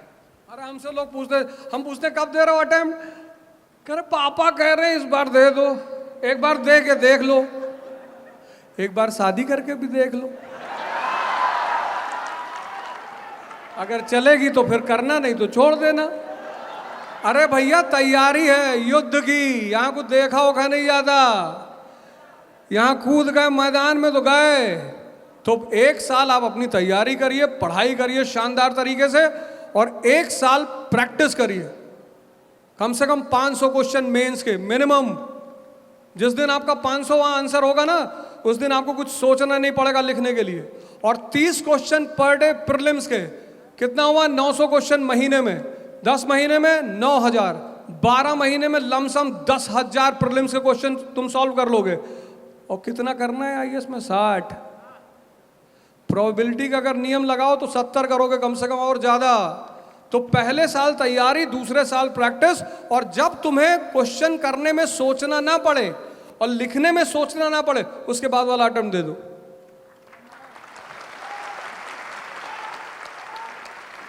सर ने तो स्केल बता दिया कि ये स्केल है, ऐसा हो तो ही जाना। सर मुझे लगता है ना, कई बार एक बार प्रीलिम्स तो दे के देख लूँ, इसमें एक अटेम्प्ट खराब कर लेते हैं, सिर्फ ट्राई करें। अच्छा, कुछ बच्चों का बोझ भी होता है कि 1 साल दिल्ली में रह रहा है, तो प्रूफ तो करो क्या कर रहे थे आप, क्योंकि इससे डर लगता है किसी शादी में जाऊंगा तो पूछ न ले क्या हुआ। तो मेरे हिसाब से सबसे बेसिक चीज़ है कि आपको अपने आप को पहचानना पड़ेगा कि भैया जो एग्ज़ाम मांग रही है वो मैंने किया है कि नहीं। कहाँ से पता लगेगा? PYQs। कोई टॉपिक पढ़ रहे हो या कोई सब्जेक्ट, तभी बोलेंगे कि मेरा हो गया जब आप पुराने सारे पेपर्स कम से कम लगा पा रहे हैं।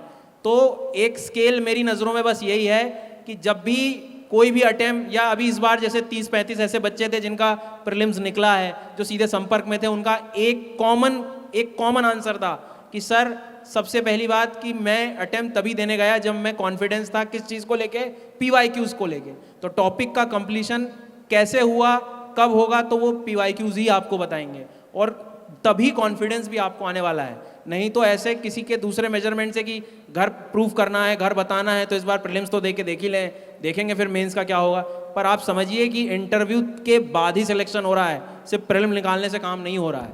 तो ये सच है, इस सच को पहचानो। बस थोड़ा सा बोलना चाहेंगे यहाँ पे एक अलग अंदाज में। देखिए, अटेम्प्ट तब दीजिए जब आपको लगे कि आपकी यूपीएससी प्रिपरेशन में एक घटना हो गई है। सुनिएगा, यूपीएससी प्रिपरेशन में जब वो घटना हो जाए, जब लगे कि आप उसके बिहार और वो आपकी पटना हो जाए, तब शायद आप सोचिएगा कि अटेम्प्ट देना है। और वो अटेम्प्ट ऐसा होना चाहिए, ईमानदारी से पढ़ा लिखा सब कुछ किया, ईमानदारी से, शिद्दत से, और वो आपका ऐसा अटेम्प्ट हो जिसमें लगे कि यार कुछ नहीं तो ईमान तो कम से कम कहे कि हाँ कुछ पढ़ के ही दिया है। मुंह उठाए सुबह चल दिए प्रीलिम्स, अरे आज प्रीलिम्स का पेपर है, चलो दे लेते हैं, एडमिट कार्ड वहीं चलते चलते के निकाल लिए, पेन लेके वहाँ पे पहुँच के सेंटर पे कुछ लोग पेन ले रहे हैं, और वो अटेम्प्ट देने आ रहे हैं। Please let's not do this.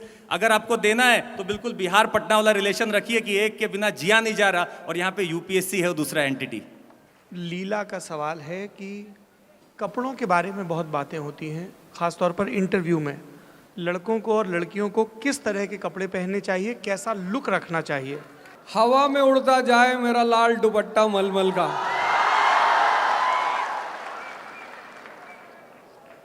Food और ड्रेस ये दोनों ज्योग्राफी से कनेक्टेड हैं। सहारा डेजर्ट में तुम टाई नहीं लगाओगे,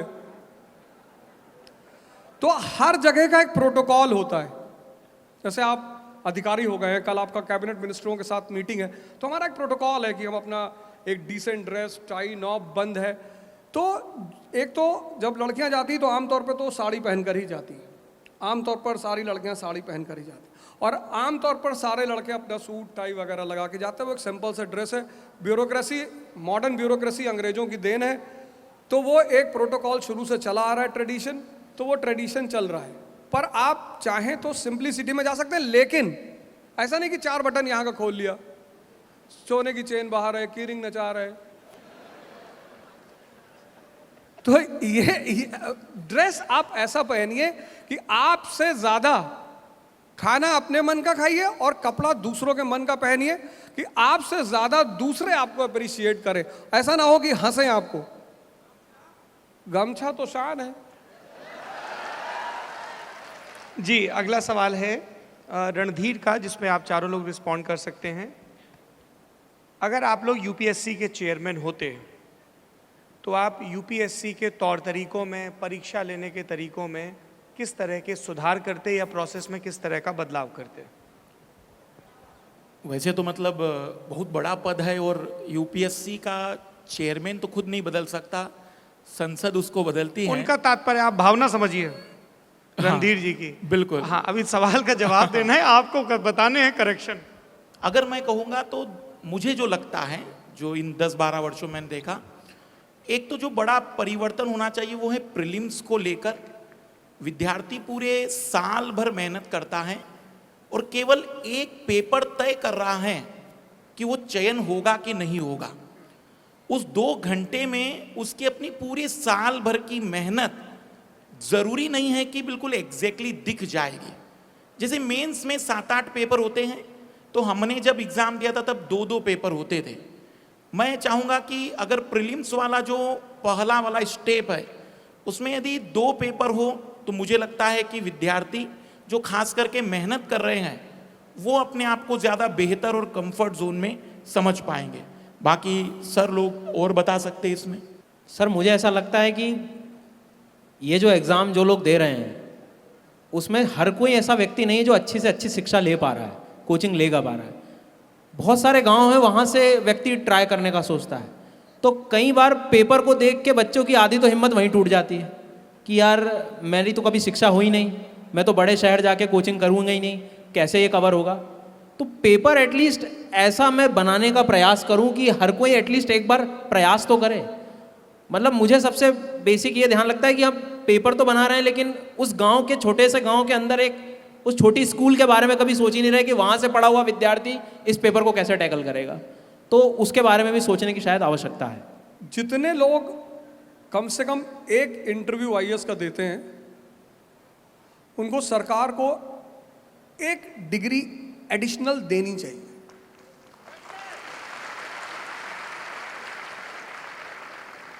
कि आईएएस का स्टेट सर्विस कमीशन को भी जोड़ा जा सकता है कि जो लोग इंटरव्यू दे रहे हैं, जैसे हमारे चंद्रमौली साहब 4 इंटरव्यू दिए, तो एक एडिशनल डिग्री देना चाहिए कि अगर उसको एक मानकता मानना चाहिए कि साहब ये आदमी इंटरव्यू तक पहुंचा है और अब इस देश में या दुनिया में कुछ भी करने की स्थिति में है, तो वो जो इंटरव्यू के बाद अगर आदमी निकला तो जो पूरा अंधेरा छाता है उससे बहुत सारे लोगों को बहुत सहारा मिलेगा। एक सवाल है जो बार बार पूछा जा रहा है, इस साल का यूपीएससी प्रीलिम्स बेतुका था, तुक्केबाजी को प्रमोट किया गया, सीसेट का पेपर आईआईटी और कैट के लेवल का था। ये इस तरीके से सडन चेंज कैसे कर देते हैं वो प्रीलिम्स में, और तैयारी कैसे करें नौजवान, क्योंकि उसका तो एक अटेम्प्ट चला गया। नहीं, ऑफिस में जो बॉस होता है तो जब वो देखता है कि बहुत सारे लोग बैठे हैं तो कोई ना कोई काम ही दे देगा कि यार बाहर जाके गिनो कितने रिक्शे वाले गुजरे। अब यूपीएससी एक ऑटोनोमस बॉडी है, कोचिंग इंस्टीट्यूट्स तैयारी करा रहे हैं, एक फिक्स पैटर्न पे क्वेश्चन बना रहे हैं। आखिर एक निश्चित संख्या मेंस लिख रही है ना, तो पेपर तो था ही बेढंगा, लेकिन जिसका मन शांत था और तैयारी अच्छी थी वो फिर भी मेंस लिख रहे हैं। क्योंकि युद्ध में जो सबसे बड़ी जरूरत है वह है शांत मन की। तो पेपर बेढंगा रहा होगा, सही बात है, बहुत लोगों की किस्मत भी काम कर गई होगी। तो मैं तो यही अपील कर सकता हूं कि इस तरह का पेपर भविष्य में ना बनाया जाए, लेकिन फिर भी उससे ज़्यादा मैं प्रतिस्पर्धियों से अपील करूंगा कि वो इतना शांत रहें कि पेपर कुछ भी हो वो उस लिस्ट में रहे जहां उन्हें एग्जाम देना है। एक सवाल आप चारों ही लोग उस पर रिस्पॉन्ड करिएगा, वो ये है कि जितने भी टीचर्स हैं जिनको नौजवान देखते हैं ख़ासतौर पर ऑनलाइन वीडियोस में, वो सब मोटिवेट तो बहुत करते हैं पर ये नहीं बताते हैं कि असफलता से कैसे निपटें, क्योंकि सिलेक्ट होने वाले तो कुछ 100 या कुछ हज़ार ही हैं, अपीयर होने वाले लाखों हैं और तैयारी करने वाले उससे भी ज़्यादा। तो एकदम मोटिवेशनल वीडियोस देख के लगता है कि सब अच्छा हो जाएगा, सब बदल जाएगा, और फिर नहीं होता है तो अंधकार दिखता है, जैसा सर ने जिक्र किया। तो क्या हम प्लान बी के बारे में सोच रहे हैं? अगर मैं कहूँ कि जब हम यूपीएससी में एंट्री करते हैं तो ये सोचकर तो सभी को पता है हर साल सीट 1000 ही आने वाली हैं, वो तो बढ़ने वाली नहीं है। पर जैसे कई बार विद्यार्थी कहते हैं प्लान बी, तो मेरा इसमें व्यक्तिगत ये मानना है कि जब पहली बार लड़ाई में उतरे तो केवल एक ही प्लान लेकर आर या पार। जो जापानी योद्धा होते हैं उनकी सबसे बड़ी खूबसूरती होती है कि वे जब युद्ध करने जाते हैं तो बस एक ही विकल्प होता है, जीत, और अगर वो नहीं जीत पाते तो अपनी गर्दन वही काट देते हैं। पर मैं ये प्रमोट नहीं कर रहा हूं कि अब उसके बाद वो जीवन खत्म हो गया, पर मैं कहना चाहूंगा कि पहले प्रयास में वो प्लान बी ना सोचे। जब अगर उसे लग रहा है कि पहला प्रयास वो सफल नहीं कर पा रहा है तो मेरे हिसाब से फिर उसने प्लान बी की तरफ सोचना चाहिए। लेकिन जब वो पहली बार लड़ने जा रहा है तो केवल एक ही लक्ष्य है और वो है केवल और केवल इस परीक्षा में सफलता। सर ने 2 क्वेश्चंस पूछे थे। पहला ये भी पूछा था कि क्या चेंज होना चाहिए, और ऑनलाइन वीडियोस के बारे में जो सर का कहना था। 2 भाग में इसका जवाब देते हैं। पहला, changes are required in UPSC pattern. Number 1, आप प्रीलिम्स को अगर देखें इस समय, जीएस तो फिर भी हम लोग खींच कर ले जाते हैं, पर सीसैट आप हमें मैथ्स का क्वेश्चन देंगे, इंग्लिश का देंगे, हो सकता है हम कर भी लेंगे, पर हमें नहीं लगता कि शायद किसी गांव से कोई एक ऐसा छात्र है जिसने इन चीज़ों को बहुत अच्छे से देख रखा है और वो सीसैट के वो मुश्किल क्वेश्चंस को, जिसको बाद में जब हम लोग बैठ के की निकालते हैं तो हम लोग भी अपने बालों को खुजलाते रहते बैठ के कि ये क्या पूछ लिया, वो स्टैंडर्ड या तो कम करिए या फिर कहीं ना कहीं जो भी क्वालिफाइंग मार्क्स है आप पेपर के जो भी आपका, अगर हार्ड है तो उसके हिसाब से सेट करिए, अगर ईजी है तो उसके हिसाब से सेट करिए। अभी फिलहाल भी ये लग रहा है, इस बार का भी पीटी पेपर देखिए कि सीसैट में अच्छे वो खिलाड़ी जिन्होंने जीएस पे पकड़ बना रखी थी, सीसैट की वजह से उनका शायद कहीं ना कहीं नहीं हो पाएगा, इस बार की बात है।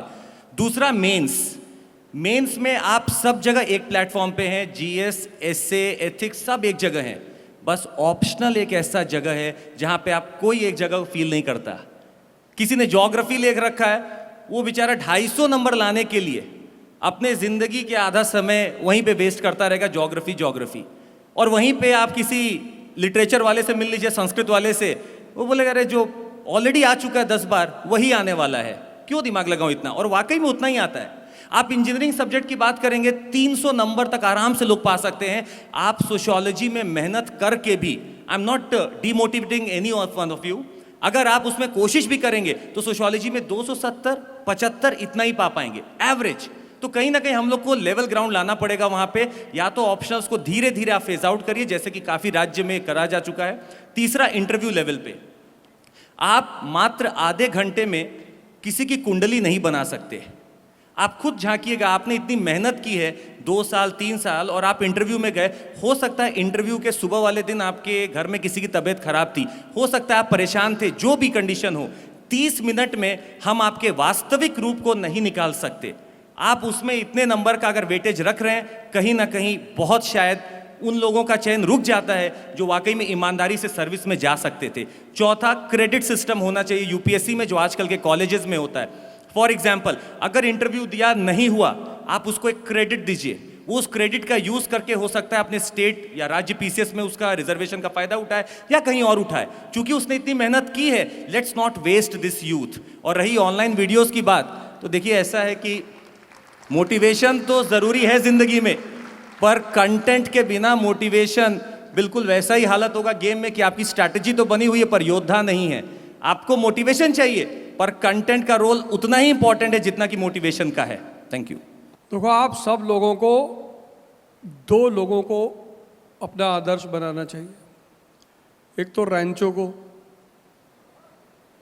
कि भैया योग्यता पैदा करो, सफलता तुम्हारे पीछे भागेगी। यूपीएससी का आदमी जिसको इकोनॉमी पता है, ज्योग्राफी पता है, फिजिक्स पता है, बायो पता है, एनवायरनमेंट पता है, इकोलॉजी पता है ना। और दूसरा एक लाइव एग्जांपल दे रहा हूं। इस संस्था का जो को फाउंडर है उसका नाम है रोमन सैनी। वो हमारा स्टूडेंट वाजीराम में 18वीं रैंक आईएएस में, और छोड़ के $3 बिलियन की कंपनी खड़ा कर दिया, और उसका शिक्षक उसके यहाँ काम कर रहा है।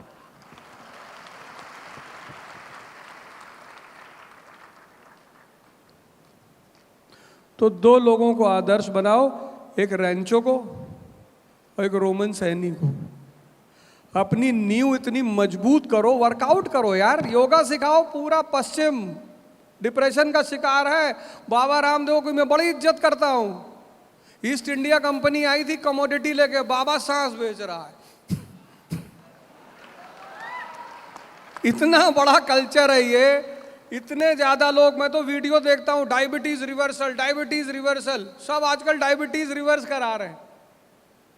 इतनी ज्यादा पोटेंशियलिटी है। तुम सिर्फ मेरा एक स्टूडेंट है, 1 मिनट, मेरा एक स्टूडेंट है इलाहाबाद में, तो हमसे बोला आया एडमिशन लिया, कहा गुरुजी हम आईएएस तो ना बन पाएंगे। हमने कहा क्यों?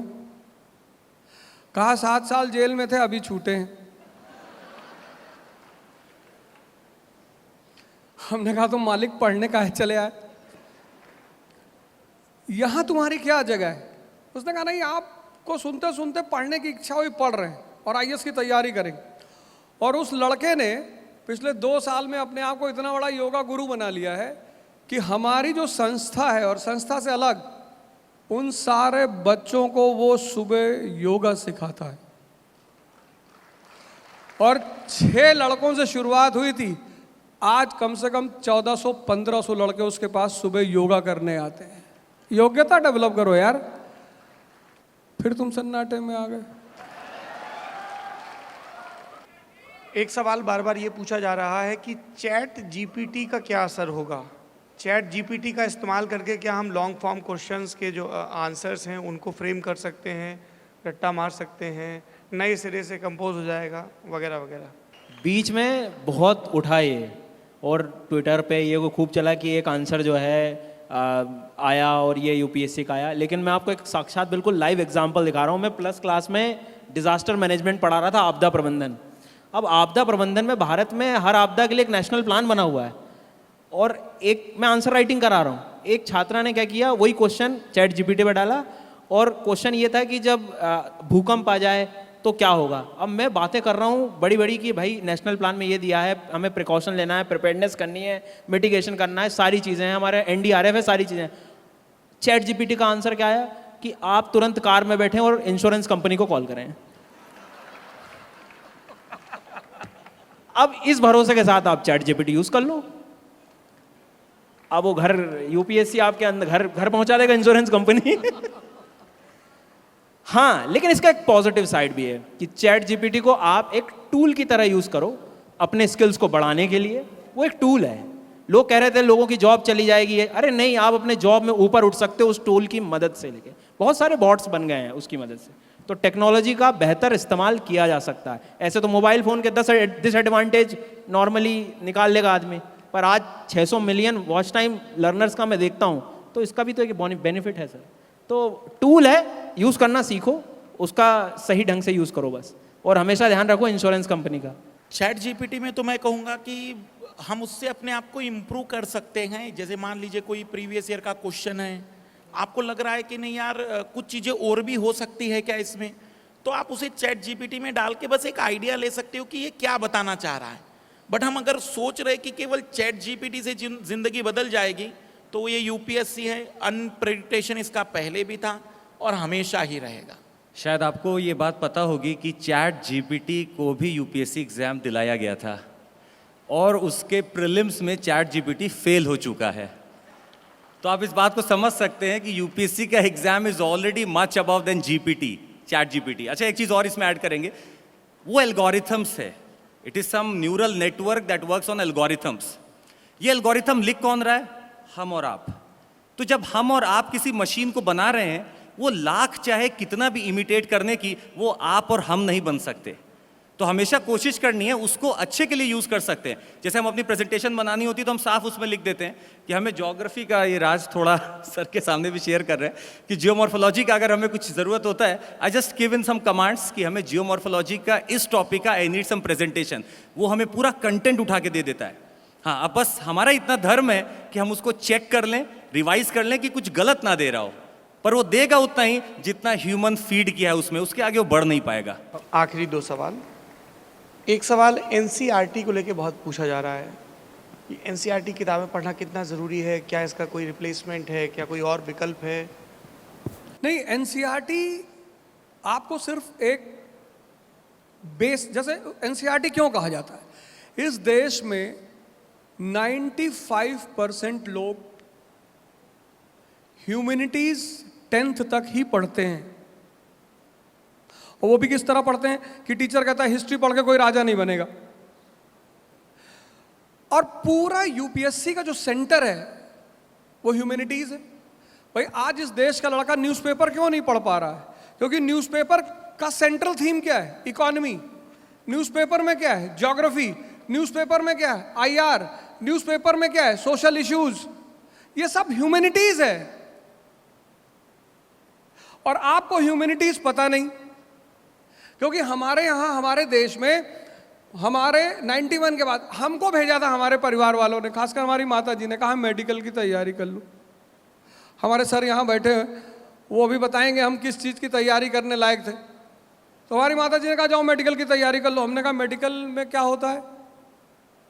तो कहे अरे मेडिकल में डॉक्टर बनते हैं। हमने कहा डॉक्टर, हमसे तुम जो है कहोगे चिमटी से पकड़ के, ये सब हमसे ना हो पाएगा।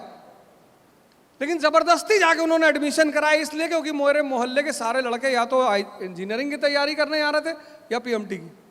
तो एनसीईआरटी अगर आप नहीं पढ़ेंगे तो ये तो आपको लैटिट्यूड बता देंगे मजबूरी में, लेकिन आईएएस की क्लास आपको लैटिट्यूड नहीं समझाएगी। और जिसको लैटिट्यूड नहीं पता उसको कैसे पता चलेगा कि यूरोप के क्लाइमेट में और अफ्रीका के 0 डिग्री के क्लाइमेट में सबसे बड़ा प्रभाव किस चीज का है? बिना बेसिक्स के कैसे एडवांस, सविंदर सिंह कैसे पढ़ोगे आप? आपको फोर्स नहीं पता। अभी आपसे कोई कह दे कि भाई साहब आप शीशे को पिघला रहे हैं, स्टेट मैटर 3 स्टेट है, सॉलिड, लिक्विड, गैस। तो सॉलिड से जब किसी चीज को तुम लिक्विड में चेंज करोगे तो कौन सी एनर्जी काम करेगी? अब ये आपको नहीं पता, आपको मेल्टिंग पॉइंट नहीं पता, आपको इवापोरेशन पॉइंट नहीं पता, आपको काइनेटिक एनर्जी नहीं पता, तो आप कैसे टेक्नोलॉजी को आगे बढ़ेंगे? इसलिए जिनको भी आईएएस की तैयारी करनी, बहुत अच्छा सवाल आपने उठाया, जिनको भी आईएएस की तैयारी करनी है और जो चाहते हैं कि मेरा समय वेस्ट ना जाए, उनसे मैं हाथ जोड़कर कह रहा हूं कि 5 महीने कम से कम ह्यूमैनिटीज की एनसीईआरटी तैयार करके तब किसी कोचिंग में एडमिशन लें।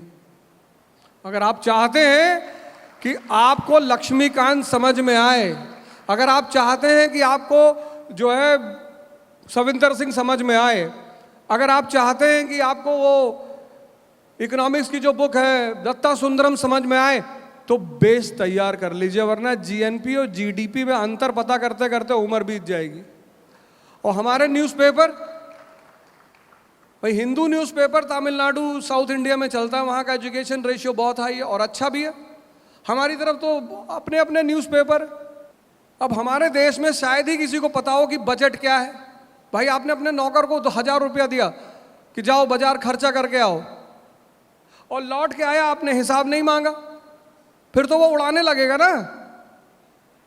इस देश की जनता अपने प्रतिनिधियों को संसद में बैठाए हुए पर उनसे हिसाब ही नहीं मांगती कि मेरा पैसा कहां खर्चा करते हो, तभी तो लुटा रहे हैं। तो बेसिक्स को तैयार करिए। सिर्फ अब इधर स्थानीय न्यूज़पेपर अजीब अजीब से न्यूज़पेपर है, अजीब, और फ्रंट लाइन की न्यूज़ ही अजीब है। 5 बच्चों की मां प्रेमी के साथ फरार। अब जब तुमने पहली बार हिंदू उठाया, उसकी फ्रंट लाइन पढ़ी डेमेस्कस इन डेंजर, तो तुमको ये नहीं पता चला कि डेमेस्कस नाउन है कि प्रोनाउन है कि एडजेक्टिव है। तुम मीनिंग ढूंढ रहे हो। 2 दिन बाद तुम्हारी तरह कोई लड़का बगल से निकला, कहा अबे डेमेस्कसवा सीरिया में है। जैसे बिना बेस के बिल्डिंग नहीं बन सकती, ऐसे बिना एनसीईआरटी के कोई आईएएस नहीं बन सकता। एनसीईआरटी पढ़ो। सबसे ज़रूरी सवाल, क्या सिविल सर्विसेज की तैयारी के लिए कोचिंग करना ज़रूरी है? अगर हमारे पास संसाधन नहीं है तो हम कहाँ से मैनेज करें? जो सिद्धार्थ की क्षमता रखते हैं,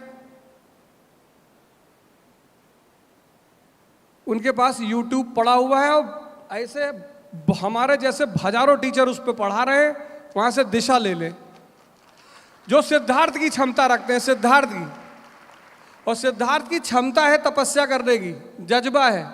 जो डॉक्टर अंबेडकर की क्षमता रखते हैं कि हम भूखे रहेंगे लेकिन पढ़ेंगे, उनको कोचिंग की जरूरत नहीं है।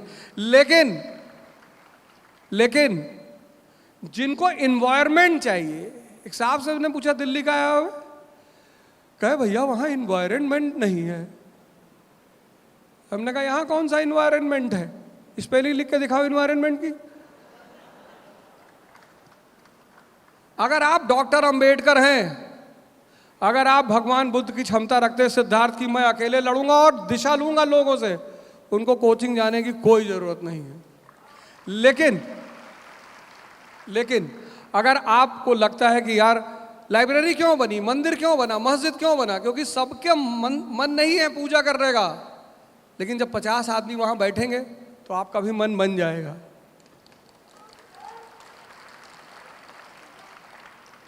तो जो अकेले मन नहीं बना सकते सारिपुत्र की तरह, उनको बुद्ध के संग में आना ही पड़ेगा। बुद्ध ने कोई कोचिंग नहीं की, लेकिन बुद्ध ने कोचिंग खोली, और उनके कोचिंग में हजारों स्टूडेंट, महाकश्यप, सारिपुत्र, उपाली। तो ये आप डिसाइड करेंगे कि आप कौन सी कैटेगरी में हैं। आखिरी सवाल इस समागम का आप चारों लोगों से है। आज़ादी के अमृत महोत्सव के काल में 75 बीत गए, आपके हिसाब से देश की सबसे बड़ी चुनौती क्या है जिस पर पूरे देश को, सरकार को, समाज को काम करना होगा? चारों लोग अलग अलग बताइएगा, तो आप तय कर सकते हैं कौन सबसे आखिरी में बताएगा। किसी भी व्यक्ति, समाज, राष्ट्र के निर्माण में जो आधारभूत आवश्यकता है वो है शिक्षा। और डॉक्टर अंबेडकर की एक लाइन तो मेरे दिल में बैठी है, शिक्षा शेरनी का दूध है।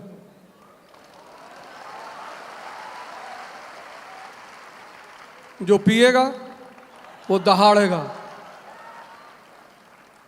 और शिक्षा इस देश में मैकालियन सिस्टम वाली खत्म होनी चाहिए। परसेंटेज और नौकरी, इस देश की शिक्षा का 2 ही आधार है, एक परसेंटेज। तुम्हारा कितना था 12th में? मेरा 12% था। तुम बड़े होके क्या बनोगे?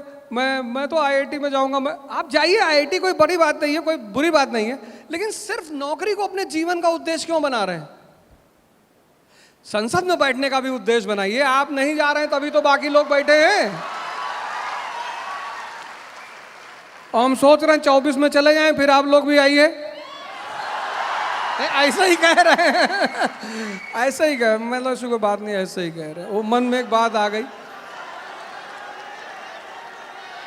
और हम आए या ना आए हमारा। अच्छा ये तो बता दीजिए, लोकसभा से भेजेंगे या राज्यसभा से?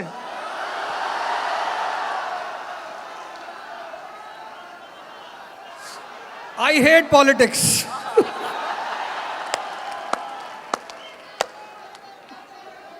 मुझे राजनीति से नफरत है।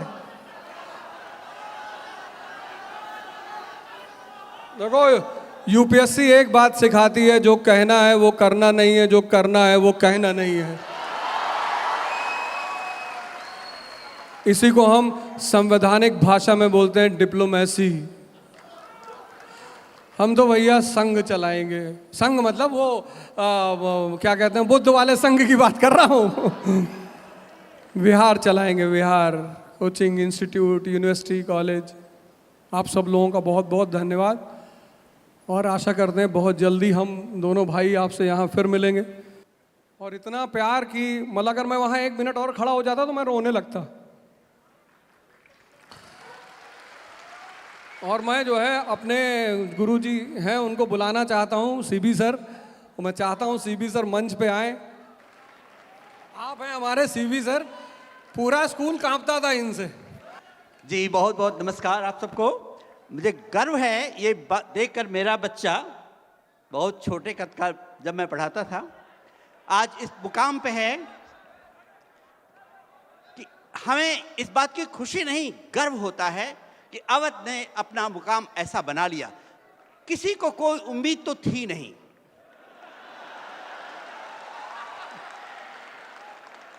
मेरे पूरे एक बहुत बेहतरीन कॉन्वेंट स्कूल में पढ़ते थे, हम लोग पढ़ाते थे। मुझे लेकिन पूरा यकीन था, मुझे ये पूरा यकीन था कि अवध कुछ खास करेगा। और मैं अपने दोस्तों से कहता था और टीचर से कि अवध पॉलिटिशियन बनेगा।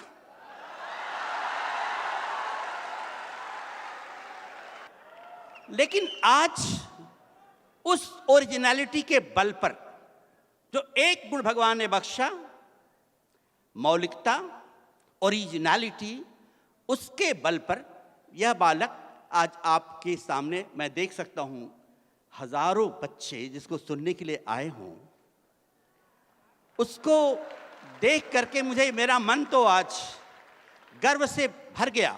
हाँ, अवध को छोड़ने के बाद, अवध के बैच को पढ़ाने के बाद जब मुझे अवसर मिला, तमाम जगह जाने के अवसर थे मुझे भी, लेकिन मैंने बिहार चुना। आज मेरी समझ में आया कि मैंने बिहार क्यों चुना था। बिहार में जवाहर नवोदय विद्यालय में मैं आया था उस वक्त, अवध को छोड़ने के बाद।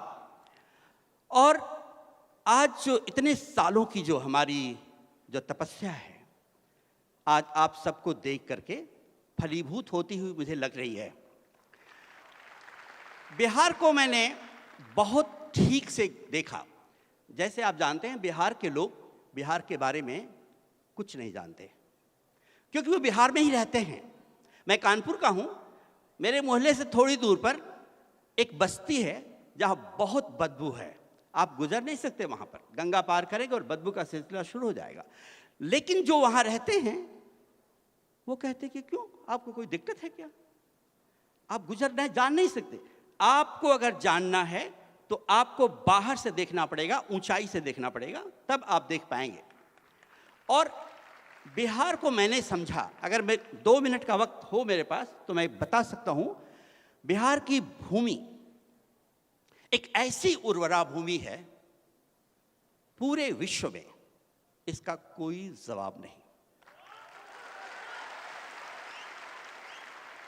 मैं एक सरकारी कार्यक्रम में स्विट्जरलैंड गया था एजुकेशन के सिलसिले में, और वहाँ कंपटीशन की बातें हो रही थी, टॉपर्स की बातें हो रही थी।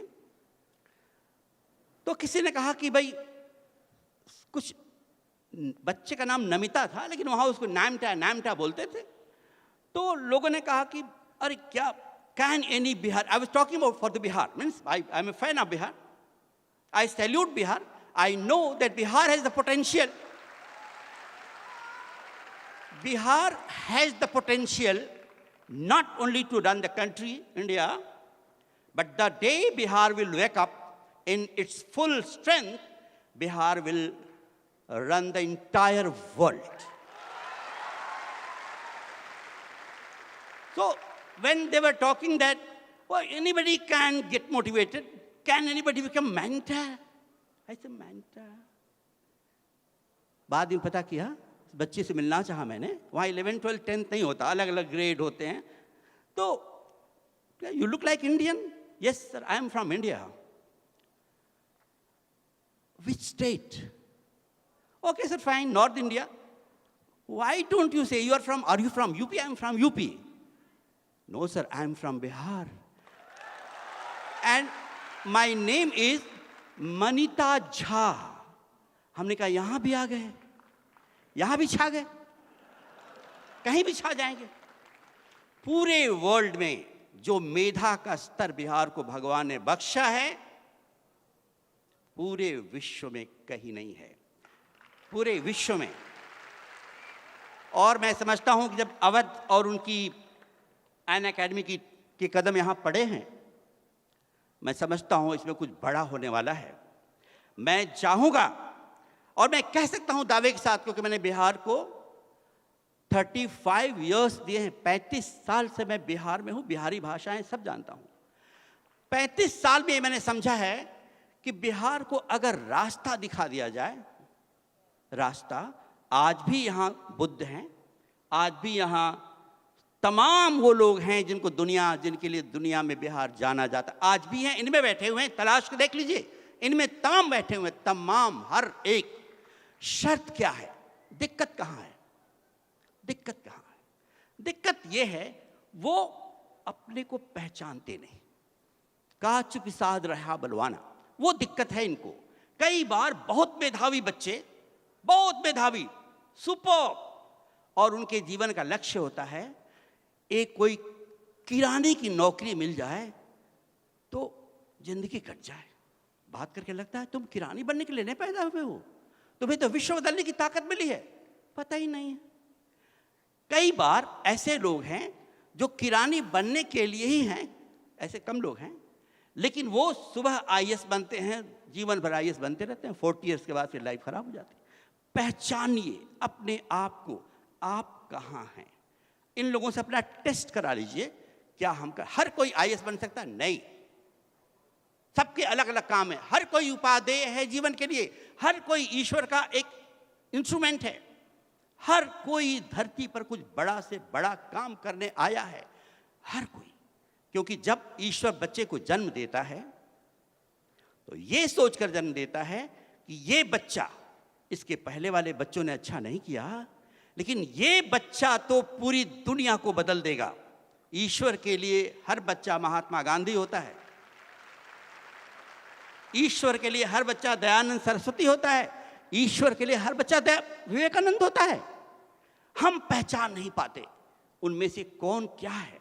ये लोग आपकी मदद करेंगे, इनके साथ आइए और आप जरूर कामयाब होंगे. हमने बिहार में तमाम बच्चे, हमारे भी सिविल सर्वेंट हैं जिनको हमने बिहार में पढ़ाया है, आज वो हैं, मुझे गर्व होता है उनके ऊपर. मुझे इस बात की खुशी होगी अगर इन लोगों के आने के बाद ऐसे लोग यहाँ मैं देख सकता हूँ, जो कि मैं अभी तक टीवी पे देखता था, ऐसे लोग अगर यहाँ आ गए और अगर जुट कर काम कर दिया, और अगर आपने अपनी जो छुपी हुई ताकत है वो लगा दिया, तो मैं समझता हूँ बिहार में वो क्षमता है कि जब सिविल सर्विसेज का रिजल्ट निकले तो 51% बच्चे बिहार के हों और 49 में पूरा देश. ये हो सकता है या नहीं? और मेरा आशीर्वाद है, being the senior most present in this whole arena, that's my blessing, that let good work prevail, let children come up and let the wind be all around the world of Bihar, Bihar and Bihar. Thank you. Thank you. बहुत शुक्रिया गुरुजी आपका cigarette समेत तमाम secret बताने के लिए. अब हमें लोकसभा क्षेत्र ढूंढने में आसानी होगी. और सबसे ज़रूरी बात, जो बिहार के नौजवान हैं, जिस ज़मीन पर हम खड़े हैं, उसके बारे में. और एक बात मैं इसमें जोड़ दूं कि हमें सिर्फ अपना भला नहीं करना है, हमें बिहार का भला करना है. ये बात बार बार कही जाती है कि बिहार से बहुत मेधावी लोग निकलते हैं, बहुत तेजस्वी लोग निकलते हैं, दुनिया भर में हैं. पर यह भी एक सत्य है कि बिहार को अभी बहुत कदम आगे बढ़ना है शिक्षा के क्षेत्र में, स्वास्थ्य के क्षेत्र में। इसी के साथ हम ये बातचीत समाप्त करेंगे।